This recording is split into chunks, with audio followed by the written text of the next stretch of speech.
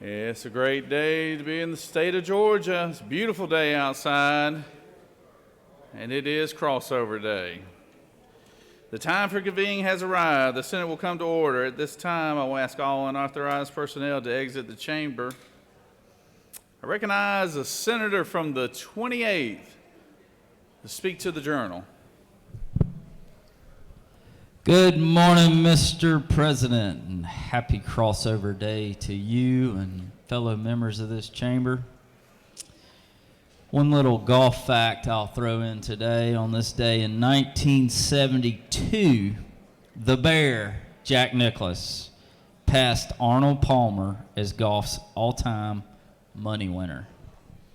And yesterday we had a first-time winner on the PGA Tour down at Arnold Palmer's very own course at Bay Hill. Today is National Day of Unplugging. It's National Dress Day, National Oreo Cookie Day, National White Chocolate Cheesecake Day. Sorry. It's Day of the Dude. It's Dentist Day. And there's a few other days we're going to skip.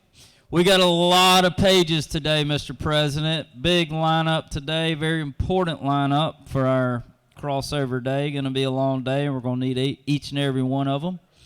Today we have Brewer Martin, Jake Beasley, Lauren Brooks, Adweth Mahadev, Quinn Prater, Daniel Wang, Magdalene Moran, Emery Andrews, Jake Carlson, Zada Carmichael, Davis Garwood, our very own senator from the Force grandson, Carson Hickman, Chaz Huffman,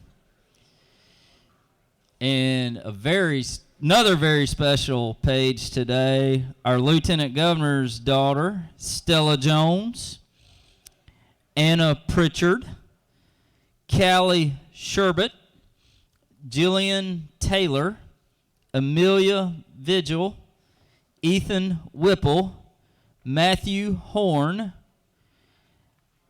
Aaliyah Hampton, Amani Hampton, Brooks Blowers, and Yoki Dellinger, and Liam Mitchell. Thank you very much to all our pages. We got a long day. Look forward to working with each and every one of you and the people of the great state of Georgia. Thank you for your service. Yeah, let's give them a round of applause there. All the special pages today. It is a good-looking group, and you're right, it is a big group, but they'll have plenty to do today. So thank you for introducing those, Senator. Mr. President, the Journal's getting thick. So it took me a little longer this weekend, but it has been read and found to be correct. All right. Thank you, Senator. I appreciate that. Is there objection to dispensing the reading of the Journal? Chair hears none, and the reading of the Journal is dispensed with. Is there objection to confirmation of the Journal? Chair hears none. The Journal is confirmed. Senator from the 47th, for what purpose do you rise? I had a parliamentary inquiry. State your inquiry. Is it true that one of our pages has beat the mighty Dr. Brass at chess? I think you're right about that, yeah. But I think I'd be willing to bet there's a lot of them that could beat him in chess if they played him. So I believe one of them actually has. yeah, so all right, sounds good.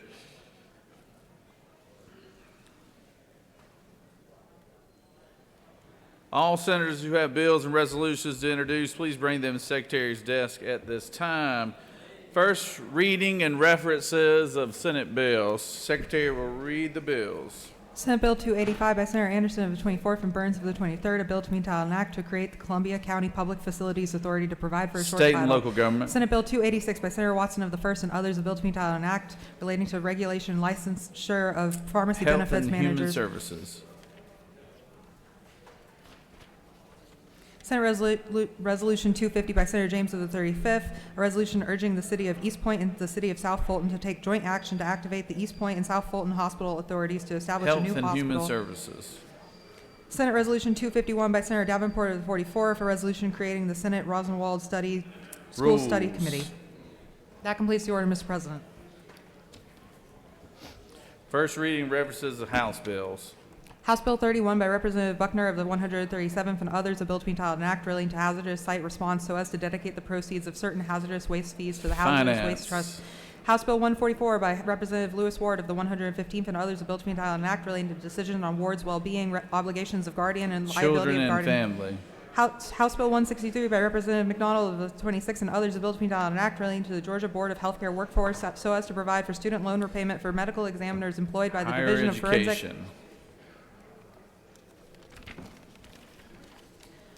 House Bill 227 by Representative Leverett of the 123rd and others, a bill to be entitled an act relating to crimes and offenses so as to provide for the offense of criminal interference with critical infrastructure to provide for definitions to Judiciary. provide. House Bill 230 by Representative Newton of the 127th and others, a bill to be entitled an act relating to sales and use taxes so as to provide for a Finance. qualified. House Bill 244 by Representative Petria of the 166th and others, a bill to be entitled an act relating to the general provisions relative to Natural game and fish. resources. House Bill 264 by Representative Smith of the 138th and others, a bill to be entitled an act relating to the creation of county boards of equalization duties, review of assessments and appeals so as to revise. Finance. House Bill 273 by Representative Deloach of the 167th and others, a bill to be entitled an act relating to general provisions relative to the Department of Natural Resources so as to extend the Natural date. resources.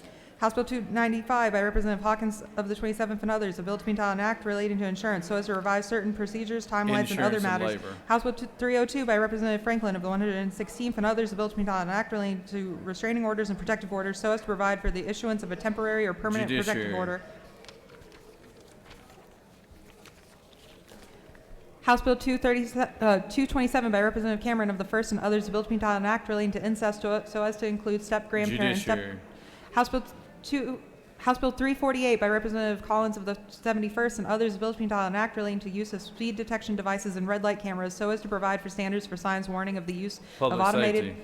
House Bill 362 by Representative Mathiak of the 74th and others, a bill to be entitled an act relating to insurance generally so as to provide for a benefit provider. Insurance and labor. House Bill 373 by Representative Jones of the 60th and others, a bill to be entitled an act relating to holidays and observances so as to designate September 11th of each year as First Responders Appreciation Day in Rules. Georgia. House Bill 375 by Representative Leverett of the 123rd and others, a bill to be entitled an act relating to the authority of conservator and cooperation with guardian. Judiciary. House Bill 384 by Representative Henderson of the 113th, a bill to be entitled an act relating to individual accident and sickness insurance coverage for mammograms, pap smears, and Insurance and labor.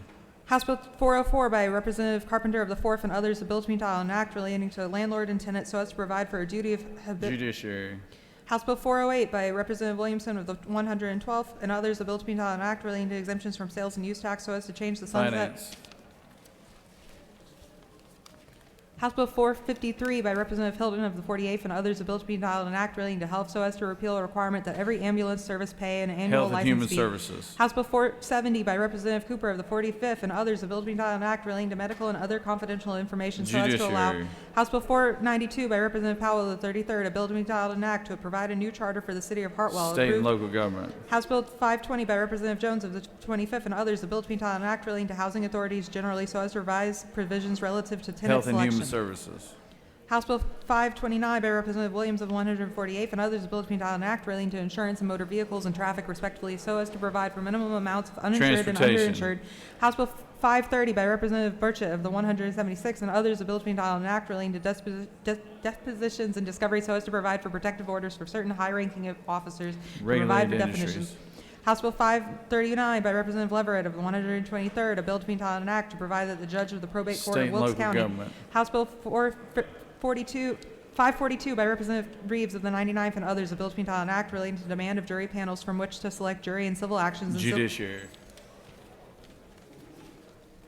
House Bill 545 by Representative Cannon of the 172nd and others, a bill to be entitled an act relating to agricultural commodity commissions generally so as to provide for an agricultural commodity commission for citrus fruits to provide for a definition. Agriculture. House Bill 547 by Representative Hatchett of the 155th, and a bill to be entitled an act to amend an act to provide a new charter for the city of East Dublin approved April 9th, 1981 State and as local amended. government. House Bill 569 by Representative Stevens of the 164th and others, a bill to be entitled an act to amend an act establishing the State Court of Bryan County approved January 10th, State and local 1938. government. House Bill 580 by Representative Collins of the 71st and others, a bill to be entitled an act to amend an act providing for the compensation and expenses of the State and local chairperson. government. House Bill 586 by Representative Smith of the 18th, a bill to be entitled an act to authorize the assessment and collection of a technology fee by the State and probate local court. government. House Bill 596 by Representative Green of the 154th, a bill to be entitled an act to authorize the assessment and State collection. and local government. House Resolution 96 by Representative Williams of the 148th. Finance. That completes the order, Mr. President. Secretary will read bills and resolutions for the second time. House Bill 95 by Representative Knight of the 134th and others, Revenue and Taxation, Internal Revenue Code and Internal Revenue Code of 1986, revised terms and incorporate certain provisions of federal law into Georgia law. That completes the order, Mr. President. I think so, yeah.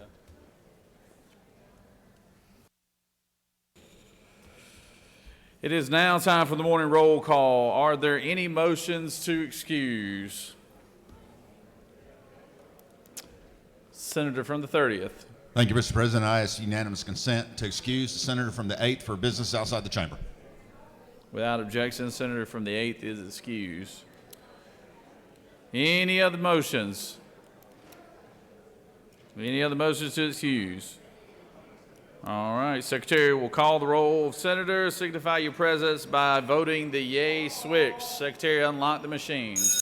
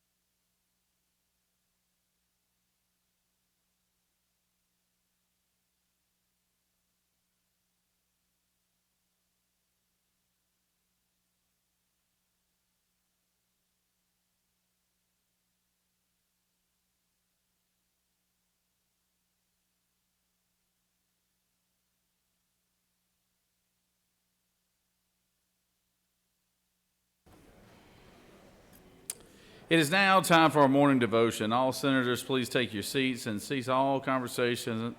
I would ask the doorkeepers to secure the chamber at this time.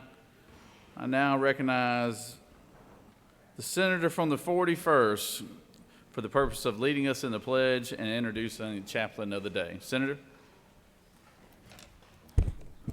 We'll begin with the pledge to the United States, American flag. I pledge allegiance to the flag of the United States of America and to the republic which stands one nation under God, indivisible, with liberty and justice for all. And now the Georgia flag. I pledge allegiance to the Georgia flag, to crystals which stands, wisdom, justice, moderation, and courage. Well, good morning, colleagues. It's my great honor to be able to introduce to you all the chaplain of the day, Reverend Winnie Varghese.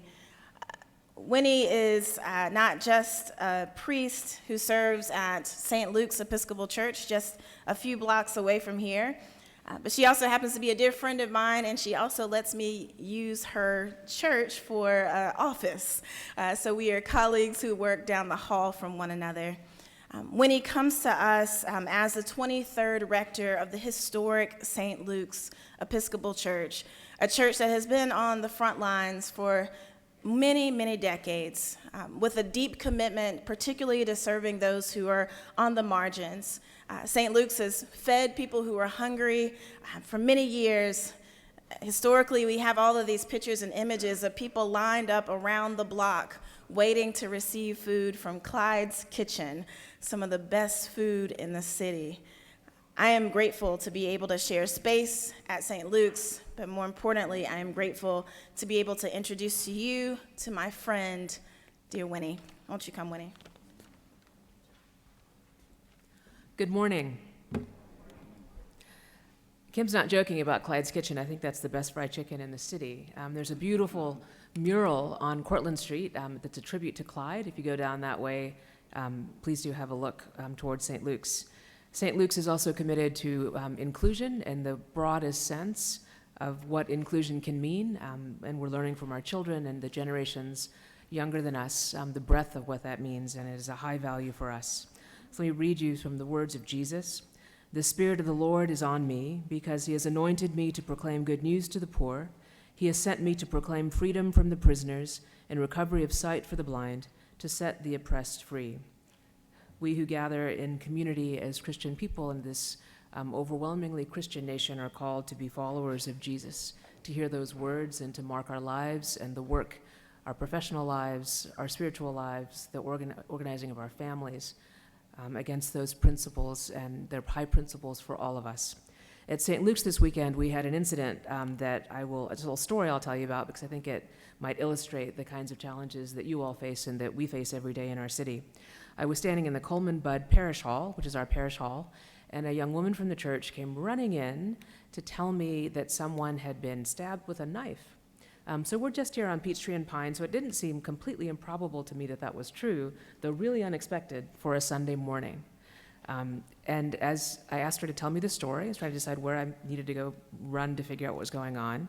She said that this parishioner of ours had been talking to someone and they had come at him with a knife. And as I was hearing this story from her and pretty distressed by it, our security person walked by behind her head holding up a butter knife and kept walking. And I said, "Is that the knife?" And she said, "Yes." So apparently someone had tried to butter one of our parishioners, and the story had, by the time it had come to me, that it was a story of a stabbing. So I asked John, the person this happened to, what had actually happened. And he said he was actually in the men's room doing what one does there, and he was in a particularly vulnerable position, and someone who was clearly a little bit troubled was washing their hands and asked him for some money. And John, being a good Christian, a lawyer who works on human trafficking in this great city, stuck his free hand in his pocket and pulled out some money and gave it to him, because he said it says in the Bible, when someone asks you anything, give it to them. It's also the words of Jesus. So he had done that, after they had finished their business in the washroom, he walks out into the hallway, and the same person starts to flail around with this butter knife. John was not afraid of the butter knife, and they removed the knife from the person, walked him out the door. He was clearly not well. He dealing with mental illness in our community that has a program, as Kim has said, that serves folks that are unhoused and dealing with mental illness. But by the time the story had come to me, there had been a stabbing in our church. Isn't it sort of the way these days that we've got someone who is sick, who needs help, who is underserved, who we try to help, but we don't have enough resource to really help in the serious ways that he needs. The state doesn't have that. And it turned into an incident that was actually okay, happened to the one person who could really handle it, isn't ideal and not the kind of thing we want, but could have also initiated in our community a pretty aggressive response very quickly if we had believed the words that were coming from the person afraid, because we all live in so much fear of violence these days. So know that we pray for you and we pray for your good work every day, and we are proud of you, and we have a lot of faith that we can be a great state together. Let us pray.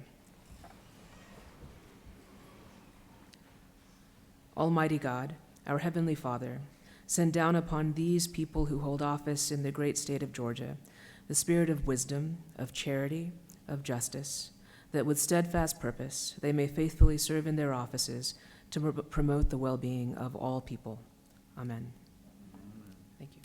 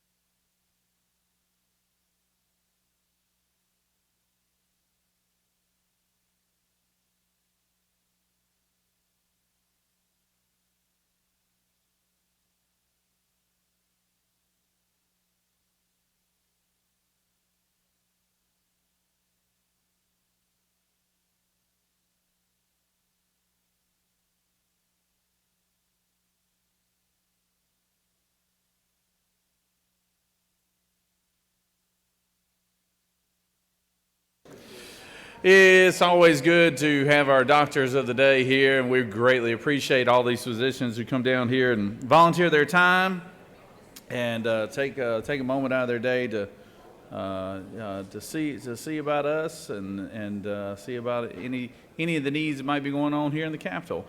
And we got a special one today here in Dr. Pope, and just want to call on the senator from the 24th to introduce our doctor of the day. Thank you, Mr. President. It is my honor to be able to introduce the doctor today, Dr. Richard Pope, a gentleman that lives in the Augusta area, that has a practices in Augusta, and Louisville, where else? Swainsboro. And he also has a farm right outside where I used to farm and cut the hay. But he's a great man. He's also retired from the military. He has served our country. And I told him I may be his first patient today, because this weekend I had a little episode and slipped off the steps on the rental house and fell on the ground and broke a rib. So I may be having to be his first patient today. But it gives me great honor to introduce you to Dr. Richard Pope. Say a word. I'm just happy to be here today. Hopefully I can serve you well if needed, but I wish you all the best of health today. Thank you.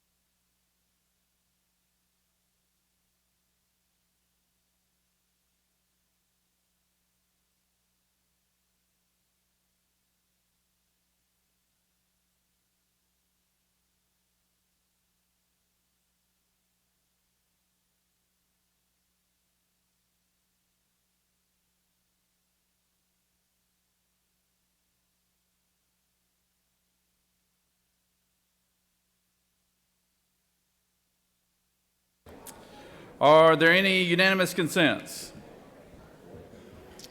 Chair hears none. Does any senator wish to rise on a point of personal privilege? I recognize the senator from the 22nd, the man from Augusta, Georgia. All eyes will be on Augusta here in about another month. Thank you, Mr. President. I was just bringing everyone's attention to the fact that you have the Session Survival Kit, basically a crossover survival kit given to us by Augusta University, which is also our flagship medical college here in Georgia. And of course, it was fitting that our doctor of the day is also from Augusta. So I was just bringing everybody's attention that if you get hunger pains or anything of that nature, you have a crossover survival kit sponsored by Augusta University. And with that, Mr. President, I yield the will. Thank you. Senator from the 56th. Hey, Freddie. Grab Sonia. Grab Sonia. Behind you. Sonia. Thank you, Mr. President. Once again last night, peaceful protests turned into riots. At the new Atlanta Public Safety Training Center location, a group of people came out seemingly to peacefully protest, then changed their clothes and began to riot. This time, though, most all of them lived in Georgia. This cannot stand. This is not a Republican nor Democrat issue, and I certainly hope to see my friends who represent the other party coming up and condemning these heinous actions, these direct attacks on our police and on the property that is meant to do the one thing that everybody agrees we need to do, which is more training for our police, our fire, our EMS, and our 911. Let's come together as a body and support our law enforcement and end this foolishness. Thank you, Mr. President, and I yield the well.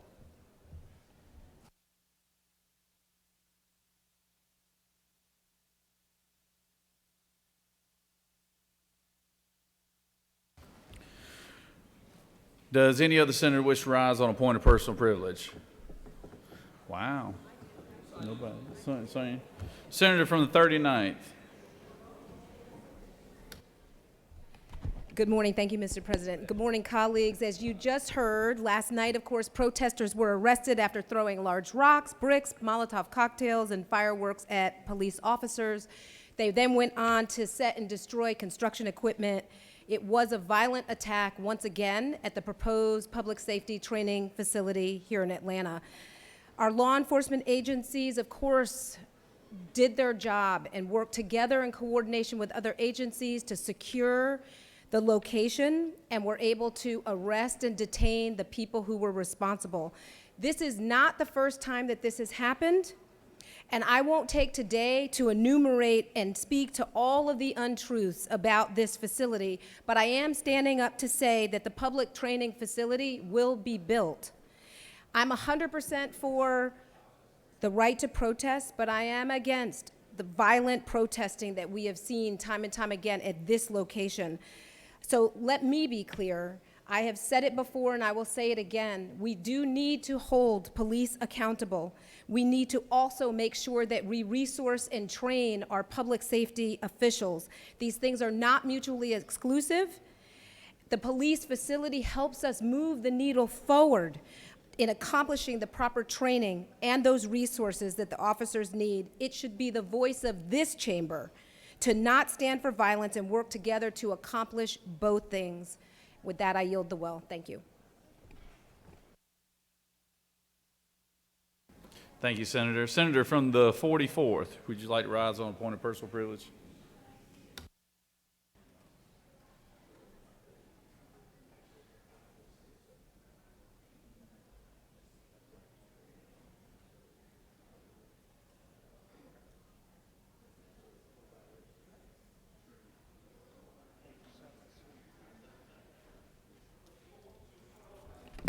Thank you very much, Mr. President.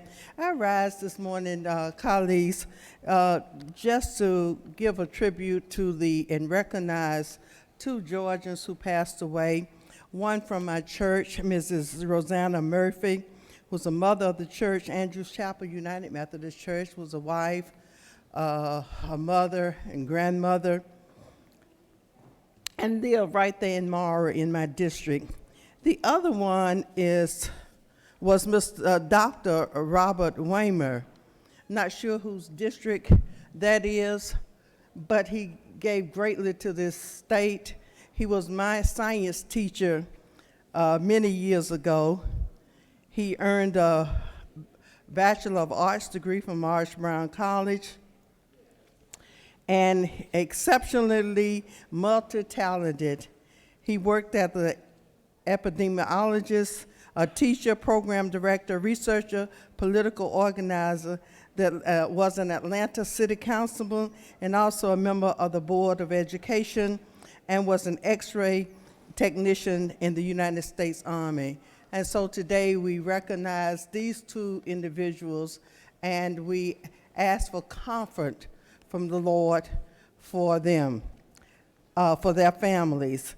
And Mr. President, this time I would like to ask for a moment of silence for Dr. Robert Weston Waymer and Mrs. Rosanna Murphy.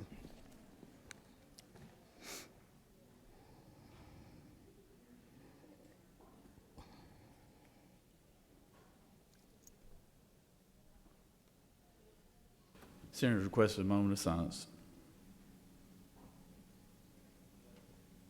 Amen. Thank you, Mr. President, and I yield the will. Thank you, Senator.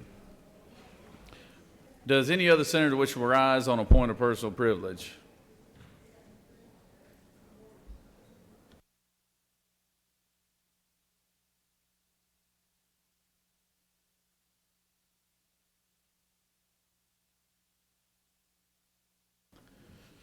Any motions to withdraw or commit? You have before you a consent calendar or privilege resolutions. Does any senator wish to remove a resolution to the consent calendar? Is there objection to the adoption of the resolutions on the consent calendar? Chair hears none of the resolutions on the consent calendar are adopted.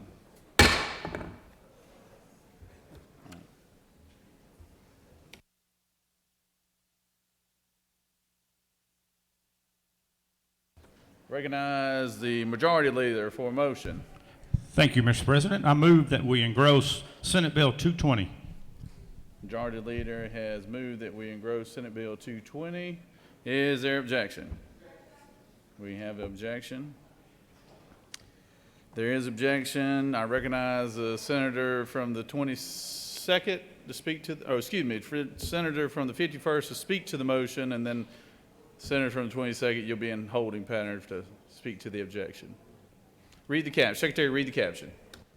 Senate Bill 220 by Senator Goodman of the 8th and others, a bill to be entitled an act to amend Chapter 10 of Title 44 of the Official Code of Georgia annotated relating to historic preservation so as to establish the Georgia Farmland Conservation Fund, Georgia Farmland Conservation Fund Program, and Georgia Farmland Advisory Council to provide matching grants to certain holders or prospective holders of agricultural conservation easements.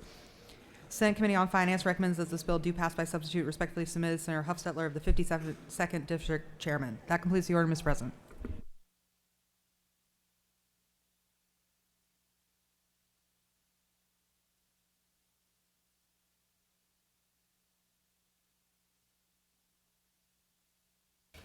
The majority leader will speak to the motion.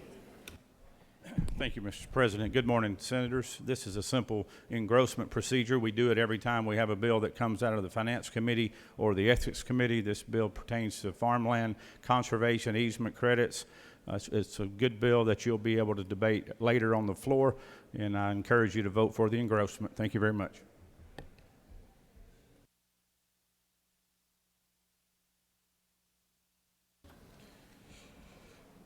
Recognize the senator. Oh, you waive? Okay. Does any other senator wish to speak for or against the motion? Chair hearing none. All those in favor of the motion to engross, vote yea. Opposed, nay. Secretary will unlock the machine.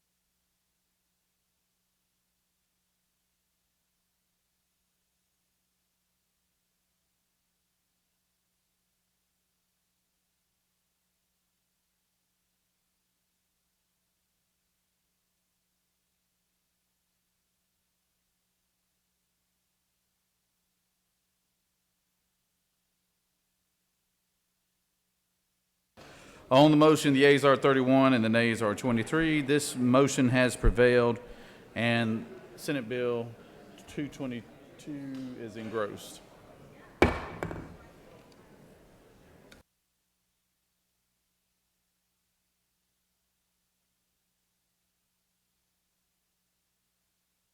Senator from the 31st, for what purpose do you rise? Mr. President, I'd like to excuse the senator from the 27th for business inside the Capitol. Without objection, the senator from the 27th is excused. Moving on to the rules calendar. We've got a busy day today, ladies and gentlemen, so everybody just kind of be paying attention. I know you'll have a lot of people calling you out in the hallways, but pay attention to how the vote's going and try to just be mindful and be present. But it ought to be a fun one. Senate Bill 64, Secretary, read the caption. Senate Bill 64 by Senator Robertson of the 29th and others, a bill to be entitled an act to amend Code Section 311014 of the Official Code of Georgia annotated, relating to issuance of a new birth certificate following adoption and legitimization or paternity determination, so as to provide for the issuance of a copy of the original birth certificate to certain adult persons who were adopted. The Senate Committee on Children and Families recommends that this bill do pass by substitute. Respectfully submitted, Senator Kirkpatrick of the 32nd District Chairman.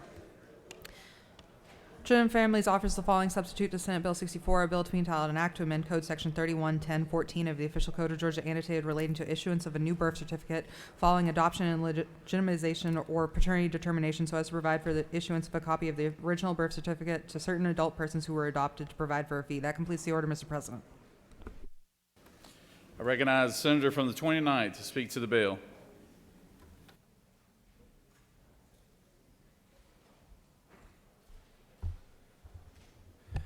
Thank you, Mr. President. I'm honored to receive the kickoff today. Let's see what I can do with it. Colleagues, SB 64 is truly a simple piece of legislation. As we run for office, we have the opportunity to tell everybody who we are, where we came from, what we stand for, and all of the things that are important to us. And the reason we do that is because we know who we are. We have an identity. I have a birth certificate and a Bible up in my office that's my birth certificate from October 6, 1962. I also have my parents' marriage license in that same Bible. My wife does a lot of work, and I know in the 1600s where my relatives lived in Scotland. And my wife knows where in Mexico her grandparents immigrated from. And those things are very important. We may not think they are, but they are. And all of you know my history when it comes to foster care and adoption and other things and these important opportunities. All this bill does is give an individual, when they're adopted and they turn 18 years old, the opportunity to do what anybody in this chamber can do, and that's to go down to the health department and get a copy of their birth certificate. That's all this bill does. Today, if they had to go down there and get it, there'd be a long process, there'd be thousands of dollars, and there'd be an attorney involved. All I want to do is give people the same opportunity that all of us have in knowing who they are. And with that, Mr. President, I'll yield for any questions. You do have one question. Senator from the 28th, you wish to rise for a question? Thank you, Mr. President. Senator, do you yield? I absolutely yield for the rules, Chair. Senator, you mentioned your relatives from Scotland in the 1600s. Is it not true that they passed those shoes down to you?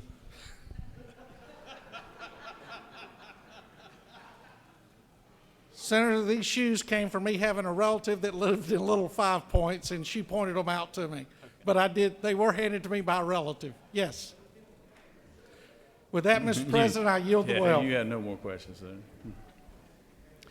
Does any other senator wish to speak for or against the measure? Chair hears none. Is there objection to the previous question being ordered? Chair hears none. The previous question is ordered. The question is on the adoption of the committee substitute. Is there objection to the adoption committee substitute? Hearing none, the committee substitute is adopted. Is there objection to agreeing to the report of the committee which is favorable to the passage of the bill? Chair hears none. The report of the committee is agreed to. Is there objection to the main question being ordered?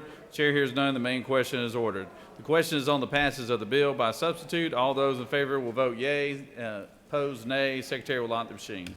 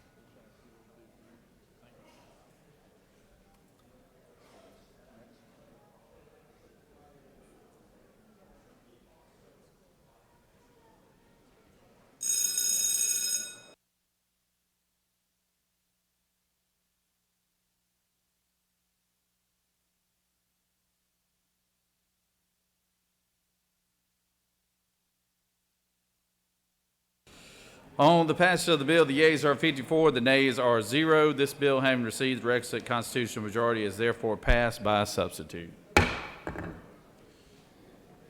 Senate Bill 74. Secretary, read the caption. Senate Bill 74 by Senator Tillery of the 19th and others, a bill to be entitled an act to amend titles 10, 15, and 51 of the official code of Georgia annotated, relating to commerce and trade, courts and torts respectively, so as to require the disclosure of the nature and practices of businesses that provide legal services, to provide for legislative findings, to provide for definitions, to prohibit misrepresentations in advertising. The Senate Committee on Judiciary recommends that this bill do pass by substitute. Respectfully submitted, Senator Strickland of the 17th District Chairman. Judiciary offers the following substitute to Senate Bill 74, a bill to be entitled an act to amend titles 10, 15, and 51 of the official code of Georgia annotated, relating to commerce and trade, courts and torts respectively, so as to require the disclosure of the nature and practices of businesses that provide legal services, to provide for legislative findings, to provide for definitions, to prohibit misrepresentations in advertising. Senator Strickland of 17th offers the following amendment, Amendment 1, to amend Senate Bill 74 by adding on line 17 the word "it" after the word "if" and before the word "concerns." That completes the order, Mr. President.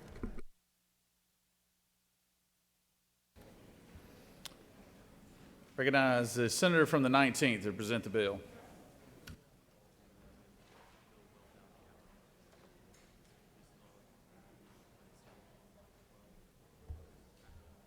Thank you, Mr. President, members of the Senate. Senate Bill 74 is a tort reform bill that I think everybody can feel comfortable voting for.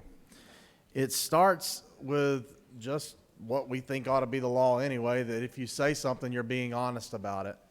And in lawyer advertising, as you may have seen attorney advertising here lately, the Supreme Court does allow a certain amount of puffery. You can say you're the best. You can say things like that. But when puffery reaches the level of falsity, we think it causes an issue with public policy. And I think that that's what's happened in our state as a whole. I think it's begun to shift how we view our court system, and it's begun to shift out what we think about the seriousness of crimes and giving us a opinion about numbers that didn't exist beforehand. So what Senate Bill 74 tries to do is just say, hey, you got to tell the truth when you're advertising. If you want to walk through Section 2, I can tell you it says first, if you can't hold yourself out to be someone who practices law, if you don't, and to do so would be illegal. If you move into Section 4, though, it says you can't mislead the public to induce them into entering into a legal contract with you. The meat, though, really is on line 112. No duly licensed attorney shall solicit in any media by any misleading statement concerning legal services or concerning any circumstances or matter of fact connected with the performance of those legal services. Basically, it's saying if you're going to hold out that and make people think irrationally that you are the best of the best and you can return millions served, that you better be able to back it up. And if you can't, then you potentially are open to suit. First by the Attorney General, who can bring an action. But we know that in our court system and in our Attorney General system that they're often very busy. So it allows for a private right of action to be brought, for a class to be created, so that folks can use the 7th Amendment to protect their right in our state constitution and in law. Mr. President, if there are no questions, I'll yield the well, and thank you for allowing me to present to you Senate Bill 74. You do have a couple questions, Senator. Senator from the 29th, do you wish to speak? Thank you, Mr. President. Does the senator yield? Yes, sir. Senator, on line 43, it references, just prior to that, references Code Section 15, Title 15, I guess. Criminal law. Use the word legal services there. Would your bill prohibit businesses that aren't the offices of attorneys from using that terminology in their title or description of their services? It would. If you're not holding yourself out to be if you're not a lawyer, you can't use the term legal services. So if a process server has Senator, continue to yield? Yes, sir. If you're a process server and you subcontract to attorneys to handle the service of documents from their offices, and on your business card or on your sign out front, if you put ABC Legal Services and then underneath it Notary Public and these other things you do, would you be in violation of this law? I think you would. And also, that's process service, not legal services. So I do think there's a terminology change that we need to make sure, again, how even us very well-educated people can get flipped around with that terminology. What those people are actually serving is process. They're not serving legal services. Senator Yield for a final question. Yes, sir. The process server, are they serving legal documents for the courts? Yes, sir. Okay, so you think that would be a bright line then between process service and legal service? I do. I'm trying to create as bright a line as we can in a world that we know we're having to deal with U.S. Supreme Court precedents already concerning puffery, to make it as clear as possible that, hey, if you're going to hold yourself out to do something that the public values as a service, you need to make sure you're accurate about it. Would this, final question, and I promise, would this impact individuals currently having that title in their name? I do not know. That's a very, very valid point. Thank you. Yes, sir. Thank you, Mr. President. If there are no further questions. Senator, you're welcome to yield the well anytime you want, as you well know, but you do have one other question. All right, I'll try one more, see if it straightens that out. All right. Senator from the 14th. Thank you, Mr. President. Senator Yield? Yes, sir. Senator, is it not true that with this final but totally essential piece of tort reform legislation, that Georgia will finally clean up the last vestiges of its judicial hellhole and become finally a judicial heaven? Well, thank you, Senator. If that's the way, if that gets your yes vote and you wish to believe that way, that's fine. Thank you, Senator. I yield the well. Senators yielded the well. Does any other senator wish to speak for or against the measure? Chair hears none. The previous question is ordered. Questions on the adoption of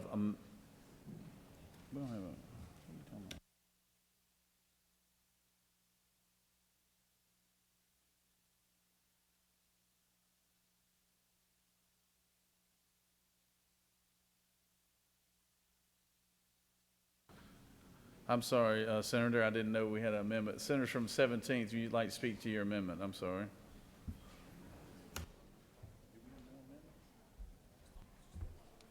Thank you, Mr. President. The senator from the 19th is no longer on the Judiciary Committee. If he was, he probably would have caught this. We missed this. On line 17 of the bill, we left out the word "it." It just says "if concerns." This is really concerning that we missed this. Make sure that we fix, and I'm happy to answer any questions anybody has. You have no questions, Senator. Surprisingly. Are you lobbying for the senator from the 19th to be on your Judiciary Committee? Is that what I'm hearing? Yes, sir. He's offered trading chairmanships, but I don't think that's appropriate. Oh, okay. sounds like a good trade. Check with the senator from the 19th, see if he agrees with that. The question is on the adoption of the amendment number 1 from the senator from the 17th. Is there objection to that amendment? Without objection, Amendment 1 is adopted. The question is now on the adoption of the committee substitute as amended. Is there objection to the adoption of the committee substitute as amended? Hearing none, the committee substitute as amended is adopted. Is there objection to agreeing to the report of the committee, which is favorable to the passage of the bill? Chair hears none, and the report of the committee is agreed to. Is there objection to the main question being ordered? Chair hears none, the main question is ordered. Question is on the passage of the bill by substitute. All those in favor vote yea, opposed nay. Secretary, unlock the machine.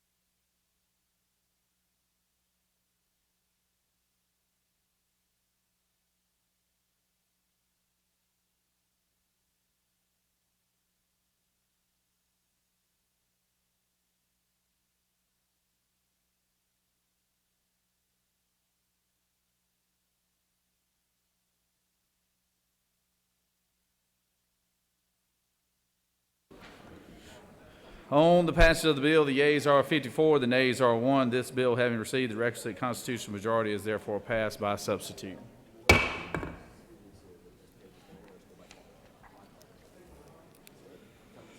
Moving on, Senate Bill 144. Secretary, read the caption. Senate Bill 144 by Senator Islam of the 7th and others, a bill to be entitled an act to amend Code Section 38-215 of the Official Code of Georgia annotated 151, relating to Adjutant General duties, records, seal, and effect on documentary evidence so as to remove the requirement that the Adjutant General include a roster of all commissioned officers in the organized militia in the annual report to the Governor. The Senate Committee on Veterans, Military Affairs, and Homeland Security recommends that this bill do pass. Respectfully submitted, Senator Dugan of the 30th District Chairman. That completes the order, Mr. President.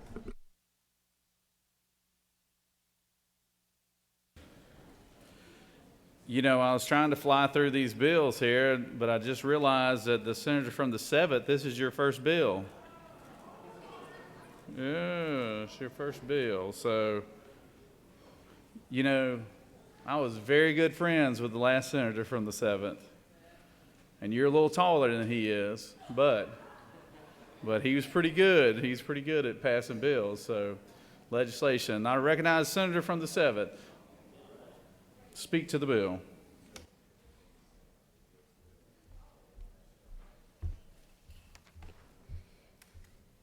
Thank you, Mr. President and fellow Senate members. Today I present to you Senate Bill 144. It is a good bipartisan bill. It's a very simple bill. It will protect our troops and save taxpayer money. Senate Bill 144 will eliminate the requirement of the Georgia National Guard to publish the names of all commissioned officers of the Georgia National Guard in their annual report to the governor. Eliminating this requirement will enhance personal security for our officers. And also, Senate Bill 144 will eliminate the requirement for the Georgia National Guard to print, publish, and distribute all the laws and regulations that pertain to the Georgia National Guard. So it's just very costly to keep printing these manuals. And so the authorities responsible for all of the regulations have very organized website publication sites where they know where to find the information that they need. Similarly, statutes are also published on the internet and they're easy to find. So this is a good bill, and I hope for everyone's favorable consideration. And Mr. President, if I have any questions, I can take them now. You do have a few questions, Senator. Senator from the 56. Thank you, Mr. President. Will the senator yield for a question? Yes. Senator, isn't it true we asked several questions to you about this in the Senate Rules Committee? Yes. Senator, will you further yield for a series of questions then? Yes. Senator, since we asked those questions, have you studied up on that and have your presentation ready to go? We shall see. So, Senator, we talked about commissioned officers. Can you tell us who those commissioned officers would be? Second lieutenant, lieutenant, captain, major, lieutenant colonel, colonel, brigadier general, major general, lieutenant general, and general. Very good job. Very good job. And could you tell us who our current Adjutant General for Georgia is, please? General Tom Cardin. Well done, Senator. Recognize Senator from the 31st. Thank you, Mr. President. Senator, will you yield? Yes. Do you know how much approximately this bill is going to save the state of Georgia, since it looks like you're eliminating some things from state government? I spoke to the Deputy Adjutant General, and he's estimated around $10,000 a year, possibly, around that range. So net, we're reducing the size of government? We're saving taxpayer money. I love this bill. Thank you, Senator. Recognize the senator from the 32nd. Thank you, Mr. President. Will the senator yield? Yes. Senator, are you aware that March is International Women's Month? Yes. And Senator, would you further yield? Yes. If you look at line 16 and line 34, isn't it true that we're opening the door for the Adjutant General to, if he or she were to assume the role of Commander-in-Chief, that certainly is opening it up to women, and in addition, striking his from line 34 does the same thing? This is true, yes. Thank you. Recognize the senator from the 30th. Thank you, Mr. President. Does the senator yield? Yes. So the ranks you went through a little while ago of the commission officers, they were Army ranks. Knowing that there is an air portion of the National Guard, could you go through those commission officer ranks? They're the same. Good job. I appreciate all the help from the crowd there. One more question, Senator, if you'll yield. Yes. There are 3 different portions of the Georgia National Guard. Can you tell me what 3 those are? I know Army, Air, and the Georgia State Defense Force, is that what you were yes, saying? and the Georgia State Defense Force. Thank you, Senator. I have no further questions. I appreciate you enlightening us on this bill. All right. If there are no further questions, Mr. President, I will. Whoa, Senator. You got one more question. Senator from the 33rd. Thank you, Mr. President. Does Senator yield? Yes. I was looking at your haircut and the haircut from the senator from the 30th. I'm trying to figure out where you're Army, Air Force, Navy, or Marines. Oh, wait, what?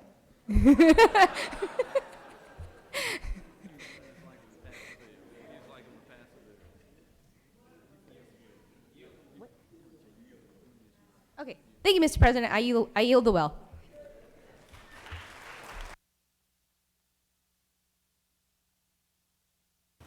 Good job, Senator. Good job, Senator. Does any other senator wish to speak for or against the measure? Chair hears none. Is there objection to the previous question being ordered? Chair hears none. The previous question is ordered. Is there objection to agreeing to the report of the committee which is favorable to the passage of the bill? Chair hears none. The report of the committee is agreed to. Is there objection to the main question being ordered? Chair hears none. The main question is ordered. The question is on the passage of the bill. All those in favor vote yea. Opposed, nay. Secretary will unlock the machine.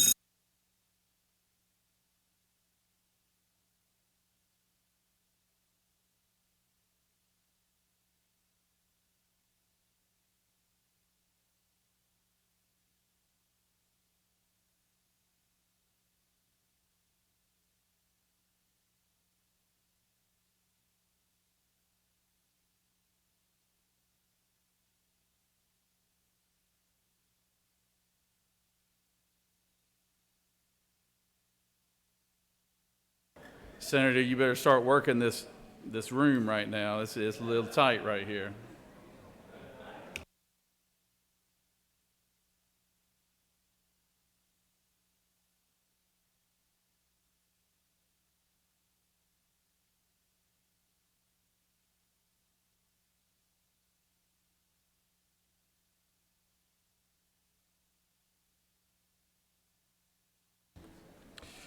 On the passage of the bill, the yeses are 55, the nays are 1. This bill, having received the requisite constitutional majority, is therefore passed. Congratulations, Senator. Secretary will read the caption for Senate Bill 155.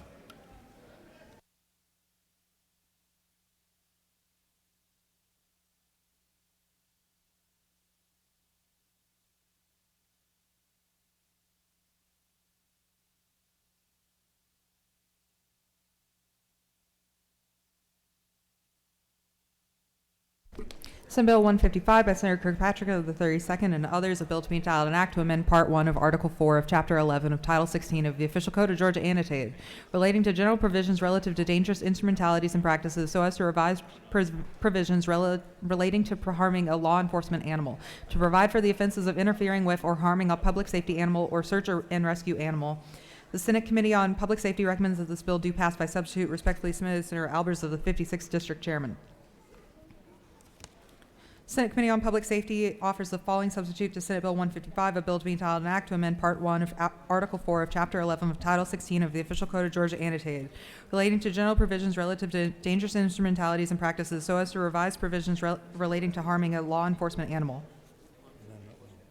Senator Kirkpatrick of the 32nd and others offered the following amendment, Amendment 1, to amend the Senate Committee on Public Safety substitute to Senate Bill 155 by replacing line 96 with the following: by a sentencing court, provided, however, that in the court's discretion, the court may depart from from such mandatory minimum sentence when the prosecuting attorney and defendant have agreed to a sentence that is below such mandatory minimum. That completes the order, Mr. President.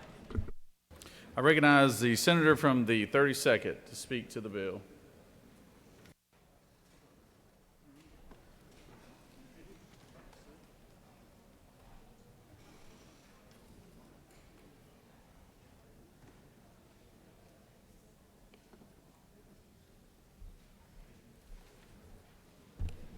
Thank you, Mr. President. Georgia has a long history of protecting public safety animals dating back to 1983. This section of the law was amended in 2015 with the passage of Tanya's Law, arising out of the death of Canine Tanya in Walker County, shot and killed in the line of duty. Since 2015, canines are being used for an increasing number of tasks, most recently electronic detection of cell phones in correctional institutions, and also electronic surveillance dogs used in child pornography cases, over and above the traditional search and rescue functions. The intent of Tanya's Law was good, but by creating 4 different levels of harm, there's been confusion between 2 of the sections of the law by judges and juries. This bill does 3 things. First, it simplifies the definition of public safety animal and search and rescue animal. Second, it simplifies the offenses to eliminate the ambiguity in the current law into 3. Interfering with a public safety or search and rescue animal, which is a misdemeanor, harming those animals, a high and aggravated misdemeanor, and aggravated harming, which is a felony punishable by 2 to 10 years. I do have an amendment for this section. And thirdly, the bill also requires restitution, including vet bills, retraining, or replacement. Our canine dogs cost about $20,000 due to their specialized training, and horses even more. I've been working with the Prosecuting Attorneys Council on this bill, and I have an amendment that provides that with an agreement between the prosecutor and the defense, the sentence can be lowered below 2 years. This bill should make the law protecting these important team members simpler and easier to administer in the court system. I'm happy to answer questions. I would ask for your favorable consideration of the bill and the amendment.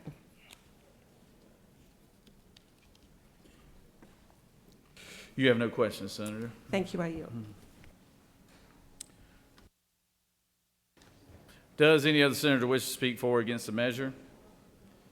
Is there objections to the previous question being ordered? Chair hears none. The previous question is ordered. The question is on the adoption of the amendment, which is Amendment 1, authored by the author of the underlying bill. Is there objection to the amendment authored by the senator from the 32nd?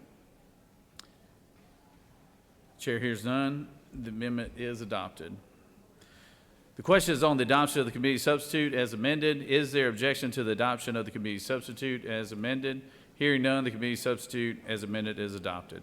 Is there objection to agreeing to the report of the committee which is favorable to the passage of the bill? Chair hears none. The report of the committee is agreed to. Is there objection to the main question being ordered? Chair hears none. The main question is ordered. Question is on the passage of the bill by substitute. All those in favor will vote yea. Opposed, nay. Secretary, unlock the machine.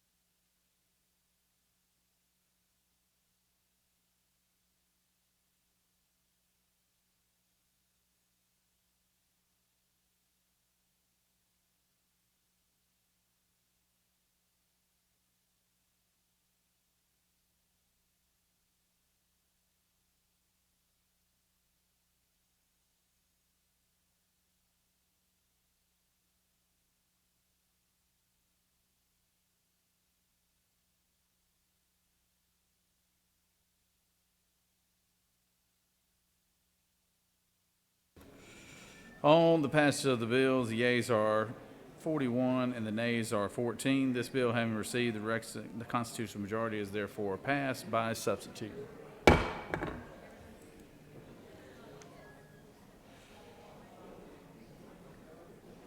Moving on to SR 140. Secretary, read the Read the caption. Senate Resolution 140 by Senator Cowser of the 46th and others is a resolution proposing an amendment to the Constitution of the State of Georgia so as to authorize the Georgia General Assembly to provide by general law for sports betting in this state to provide for the regulation and allocation of revenues of such activities. The Senate Committee on Regulated Industries and Utilities recommends that this resolution do pass by committee substitute. Respectfully submitted, Senator Cowser of the 46th District Chairman.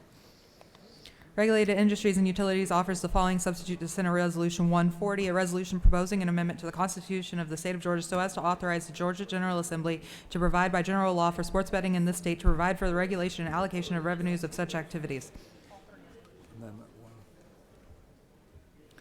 Senator Lucas of the 26th and others offer the following amendment. Amendment 1 to amend the substitute to Senate Resolution 140 by replacing lines 85 through 87 with the following.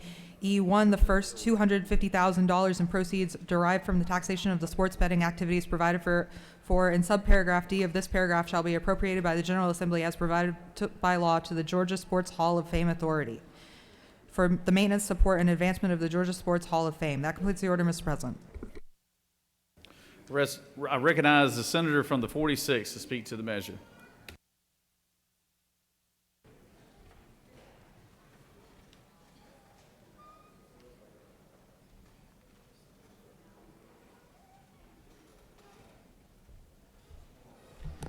Thank you, Mr. President, ladies and gentlemen of the Senate. Bring you today Senate Resolution 140, which is a constitutional amendment providing for sports betting in the state of Georgia. We've heard other legislation on this general issue, and I want to tell you what's different about this bill and this resolution. The constitutional amendment essentially sets up a gaming corporation to regulate and manage sports betting, issue licenses for sports betting, and manage the program, so to speak. In my opinion, a constitutional amendment is needed for several reasons. Currently, under Georgia law, we prohibit by our Constitution casino gambling and parimutuel betting. The only type of gambling that we allow is what's offered through the lottery. That passed in 1992, and at the time that Georgia lottery was adopted by the citizens of this state as a constitutional amendment, sports betting was only allowed in Las Vegas, Nevada. There were 3 other states that had opted out of a federal law prohibiting sports betting, but they never really actively pursued sports betting. That time we didn't have online apps, we didn't have iPhones, we didn't have the computers all wired together where you could make bets. You couldn't place a bet on a sports event except in person in a casino in Las Vegas. The federal law prohibited you from phoning one in or mailing a bet in or making other interstate contact with Nevada to place your bet. I think the only reasonable interpretation of our constitutional exception that allowed the lottery was the lottery would not include sports betting. It was illegal under federal law. It was only allowed in casinos, and we had a casino prohibition, a constitutional prohibition against casino gambling. I don't believe that you can call sports betting a lottery game. It is not a traditional lottery game. Lottery games are draw games and scratch-off games. Other states had never presented sports betting through a lottery up until very recently. And it's because the United States Supreme Court 4 years ago struck down that federal law prohibiting sports betting and left it up to the states whether they wanted to adopt it or not. I believe if Georgia wants to, the only fair way to do this is to amend the Constitution, which is what Senate Resolution 140 does. When you amend the Constitution, it takes a 2/3 vote. So when you do that, the minority party has a seat at the table in negotiating the terms and conditions under which you would amend your Constitution. And the people of Georgia get a say-so because it requires a majority vote of the citizens if the legislature puts that constitutional amendment on the ballot. When you deal with this significant of a policy issue, a cultural issue, it's only fair to let the people of Georgia decide if it's something that they want or not. There is associated legislation, the enabling legislation on Senate Bill 172, which we won't get into the details now other than I will just mention that all of the testimony in committee concurred that it is the most robust protections against problem gaming, compulsive gambling, gambling addictions that they have seen anywhere in the nation. One way we do that, and another reason why you need a constitutional amendment, is you can't dedicate funds to special purposes with, other than very limited exceptions, without a constitutional amendment. And that's essentially what you will see in this Senate Resolution 140 is where the proceeds go. To start with, 50% go to needs-based grants, scholarships, and loans. We now have the Hope Scholarship Program 100% funded. So people with merit that have earned their scholarships get them. This does not take away from that. In addition to them being 100% funding, there's $1.9 billion in the Hope Reserve Fund. So there's plenty of money to give the merit-based scholarships that our citizens earn. This does not cannibalize or take away from those in any way. What it does, it gives poor kids in the state of Georgia an opportunity to seek higher education by dedicating 50% of the funds that are received through the taxes on sports betting. Now, I'll tell you, the state lottery is generating $1.5 billion a year that are going to Hope Scholarships and pre-K programs. Our calculations are this will more than likely generate somewhere in the neighborhood of $50 million. Just a drop in the bucket, but every bit helps to help our kids in this state that don't otherwise have the economic means, the financial resources to get a higher education, to go to technical schools and to go to colleges in the state of Georgia. It gives 25% to rural areas of the state, our less populated, less economically advantaged areas of the state, to go to health care, mental health, economic development, and poverty eradication in those areas of the state that are in need. It gives 15% to address problem gaming. All of the testimony is there's a certain percentage of players that engage in gambling activities that becomes a compulsion to them. What we're trying to do here is if we open this up and allow people to voluntarily participate, that we help them, that we educate them, we have prevention mechanisms in place to keep them from developing compulsive gambling disorders, and we provide funding for treatment. 15% goes to those areas. 5% will go to promoting sports in the state of Georgia. And there's an amendment number 1 by my friend from the 26th that wanted to clarify that a portion of this could go to our Georgia Sports Hall of Fame, $250,000 of the proceeds. The remainder of that 5% would go to promoting both statewide, national, regional, or even international sporting events here in the state of Georgia.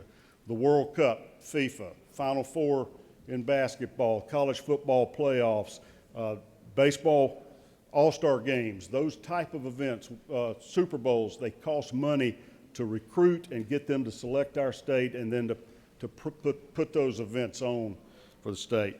And then finally, 5% for innovational educational programs as we learn more about online learning and other innovational techniques to teach our kids that will go to that, leave us some flexibility for those purposes. So essentially 55% of the money goes to education, 15% for treating and preventing compulsive gaming, 25% to rural economic development, healthcare, mental health in those areas, and then the 5% for promoting sports events. This also sets up a ability for the lottery itself to have a license and to participate in sports betting. Not going around the end here doing an end run, calling it a lottery game. Call it what it is, sports betting. If our lottery wants to participate in it, they are entitled to a license to do it.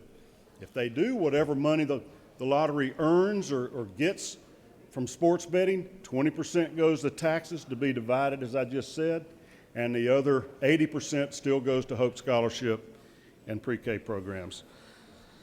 I'll save any other discussion for the enabling legislation unless you have questions now, and Mr. President, I'll yield the well if there are no questions. I do support the amendment number 1.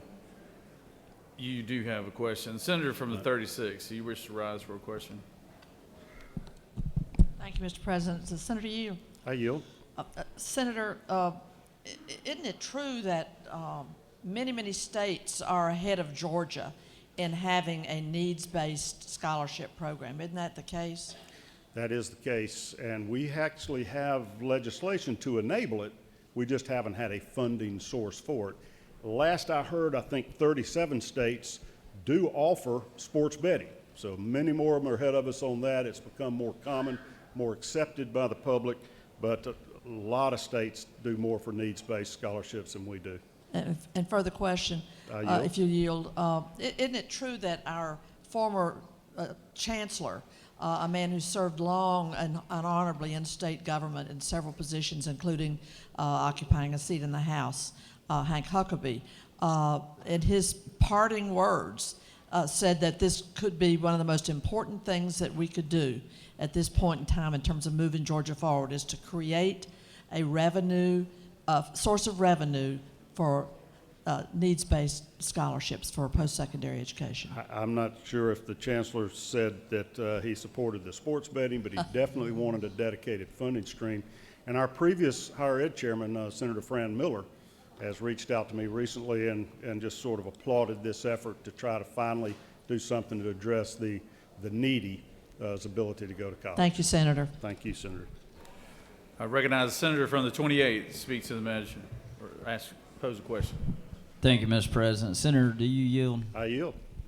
Senator, we talked offline, but I do want to follow up. We discussed, is it not true that we discussed, fantasy sports is not included in this legislation? That's correct. It is defined in the enabling legislation, but you're not required to have a license to offer fantasy sports. And a follow-up, if you will. Yes, I yield.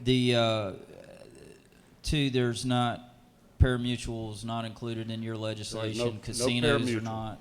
No pari-mutuel. That would require a separate constitutional amendment, or else to build it into this one. And there's no pari-mutuel betting. There's no casino gambling.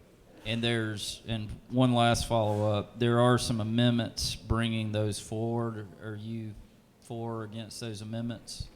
Well, I haven't seen those amendments, but if there are amendments that are to include pari-mutuel betting or casino gaming, no, I would be opposed to that. Thank you, Senator.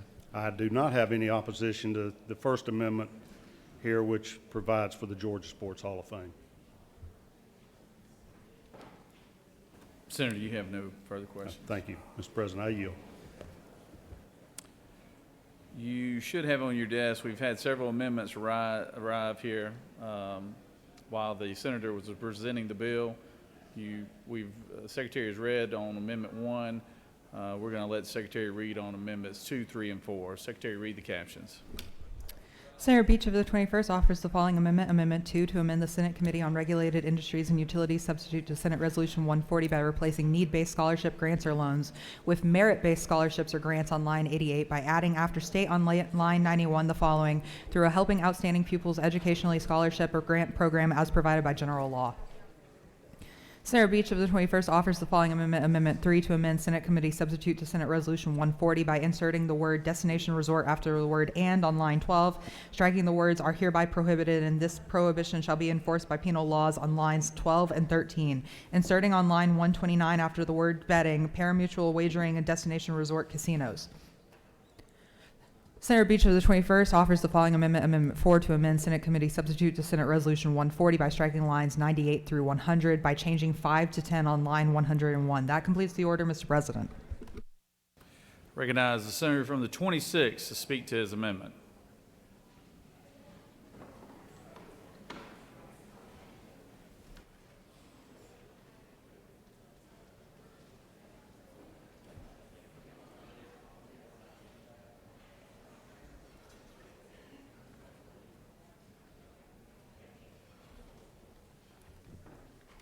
Thank you, Mr. President. 2 years ago, in the Senate and the House, we passed a bill that would have included money being spent at the Georgia Sports Hall of Fame. That bill did not make it across the governor's desk. We are back with a new revenue source to take it. It is a Georgia Sports Hall of Fame. When the Halls of Fame closed in Macon, we took over the Sports Hall of Fame. We didn't have enough to save the music. Because it's a state Hall of Fame, we're asking that the state help take care of it. The inductees are mostly from around the state, with the school in Georgia, played professional sports in Georgia. Now remember, merit base. When the Georgia lottery first passed, it was need-based scholarship. It got to be such a popular program, it went to merit base. Now you remember when we ended up and the regents put in a increase in tuition, and we were paying everything out of the Hope, all of it, your fees and everything, and we had to come back and kind of change it a little bit because they said that we would not have enough money to pay. Well, ladies and gentlemen, let me say this to you. The Georgia Lottery is bigger than the state budget. It has more money than the state budget, and it can now do the merit scholarships. What we've tried to do is to try to bring those folks who want to go, are enthusiastic about going to school, but just need a little help. And that's all it does. And so I would ask you to vote against any other amendments to this bill. We worked on this bill day and night. We had discussions. And a lot of times they weren't friendly, but we got through it. And so what we have is something that we in this body work together on to bring before this body. So I would ask you to support the bill and the Lucas, Kyles, and Kennedy amendment and defeat all other amendments. Senator has yielded the well.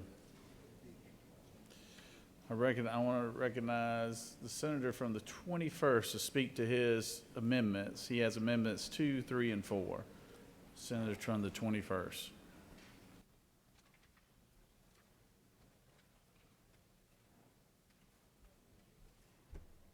Thank you, Mr. President.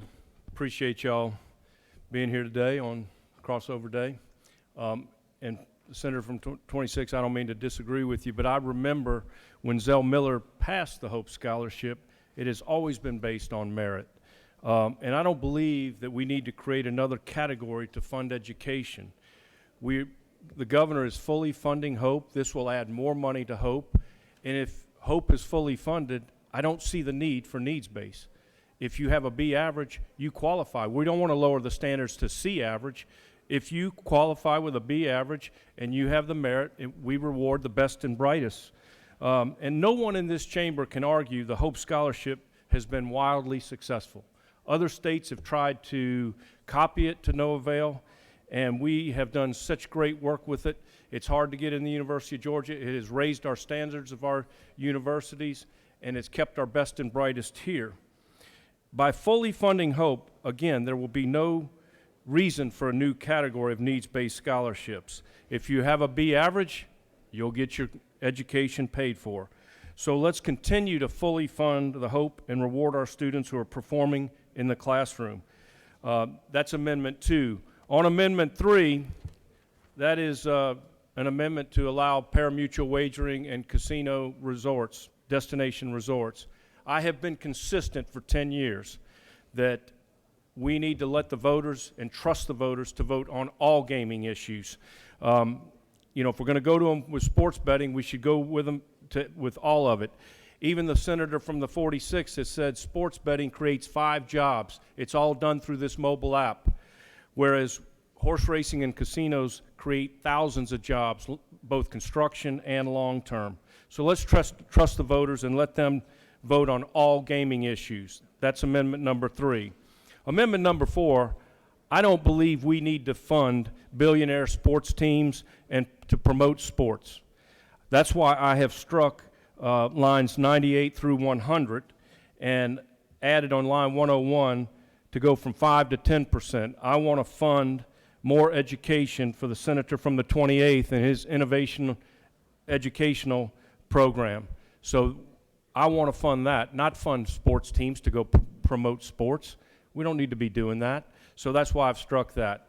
Mr. President, that's my 3 amendments, and if there are no questions, I'll yield the will. You do have a couple questions, Yeah. Senator. Senator from the 42nd, do you wish to rise? I do. Thank you, Mr. President. Will the senator yield? Yes. Senator, would you acknowledge that we have heard many times from the business community that we have a sort of skilled workforce shortage? And so that's part A.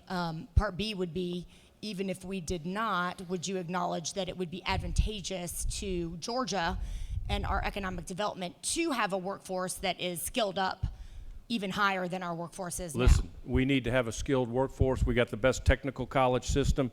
We have 17 categories where we will pay for technical colleges, and I believe you only have to have a C average for that. But I do not want to lower the standards of the Hope Scholarship from a B to a C. I want to reward success, and I think that's what we need to continue to do. And if we fully fund Hope, there is no need for a needs-based category. Follow-up question, Yes. if you'll yield. People qualify for Hope, starting out at, let's say age 18, 17. Is it your contention that, as of that tender age, if you have a C, we should sort of write you off entirely for state funding for higher ed?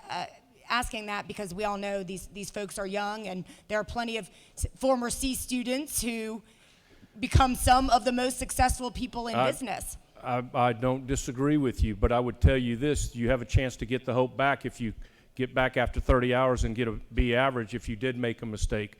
I will tell you, my daughter, for example, she had a lot of pressure on her to keep a B average because I wanted to have the Hope Scholarship when she was at the University of Georgia. So I don't think we should reward C average students. We need to hold our standards high and reward the best and brightest. Well, so you and I just fundamentally disagree on that. Thank you. Recognize the senator from the 26th.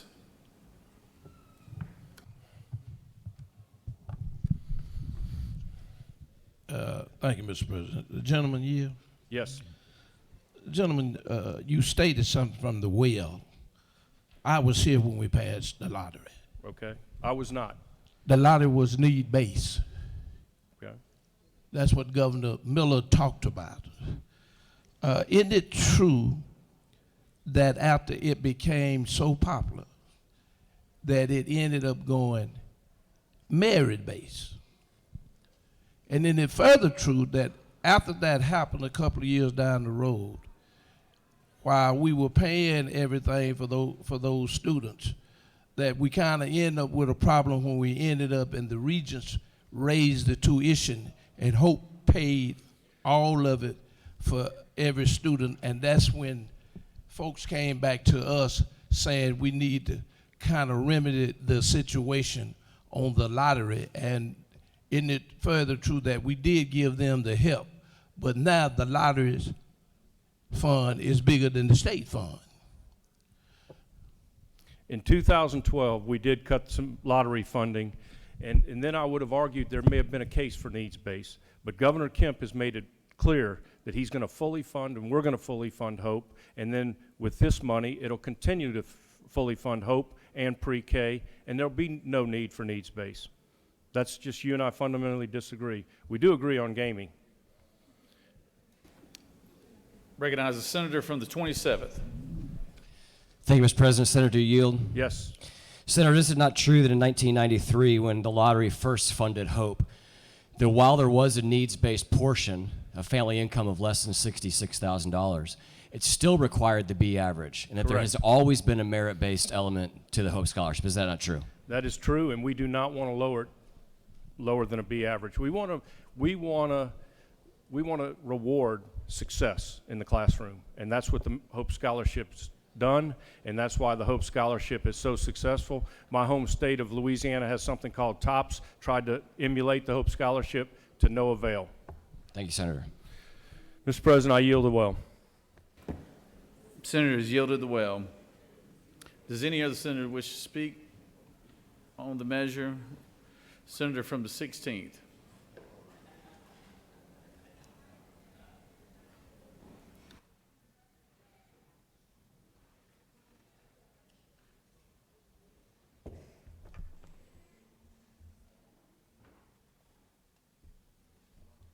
Thank you, Mr. President. I appreciate it. I think it's interesting that we, of course, we voted against part of our gambling and horse racing and things of that nature, but now we're going to put it on a constitutional amendment.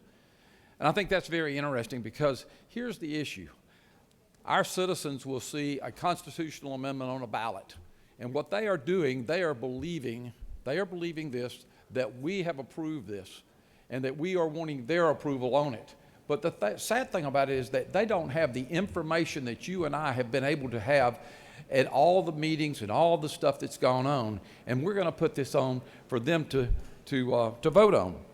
I find it interesting we're the #1 state. We have surpluses, and that's good. I find it interesting that it's going to be a constitutional amendment to the people, but I think there's some issues. What if we put abolishing the state income tax to the people on the constitutional amendment? What would happen?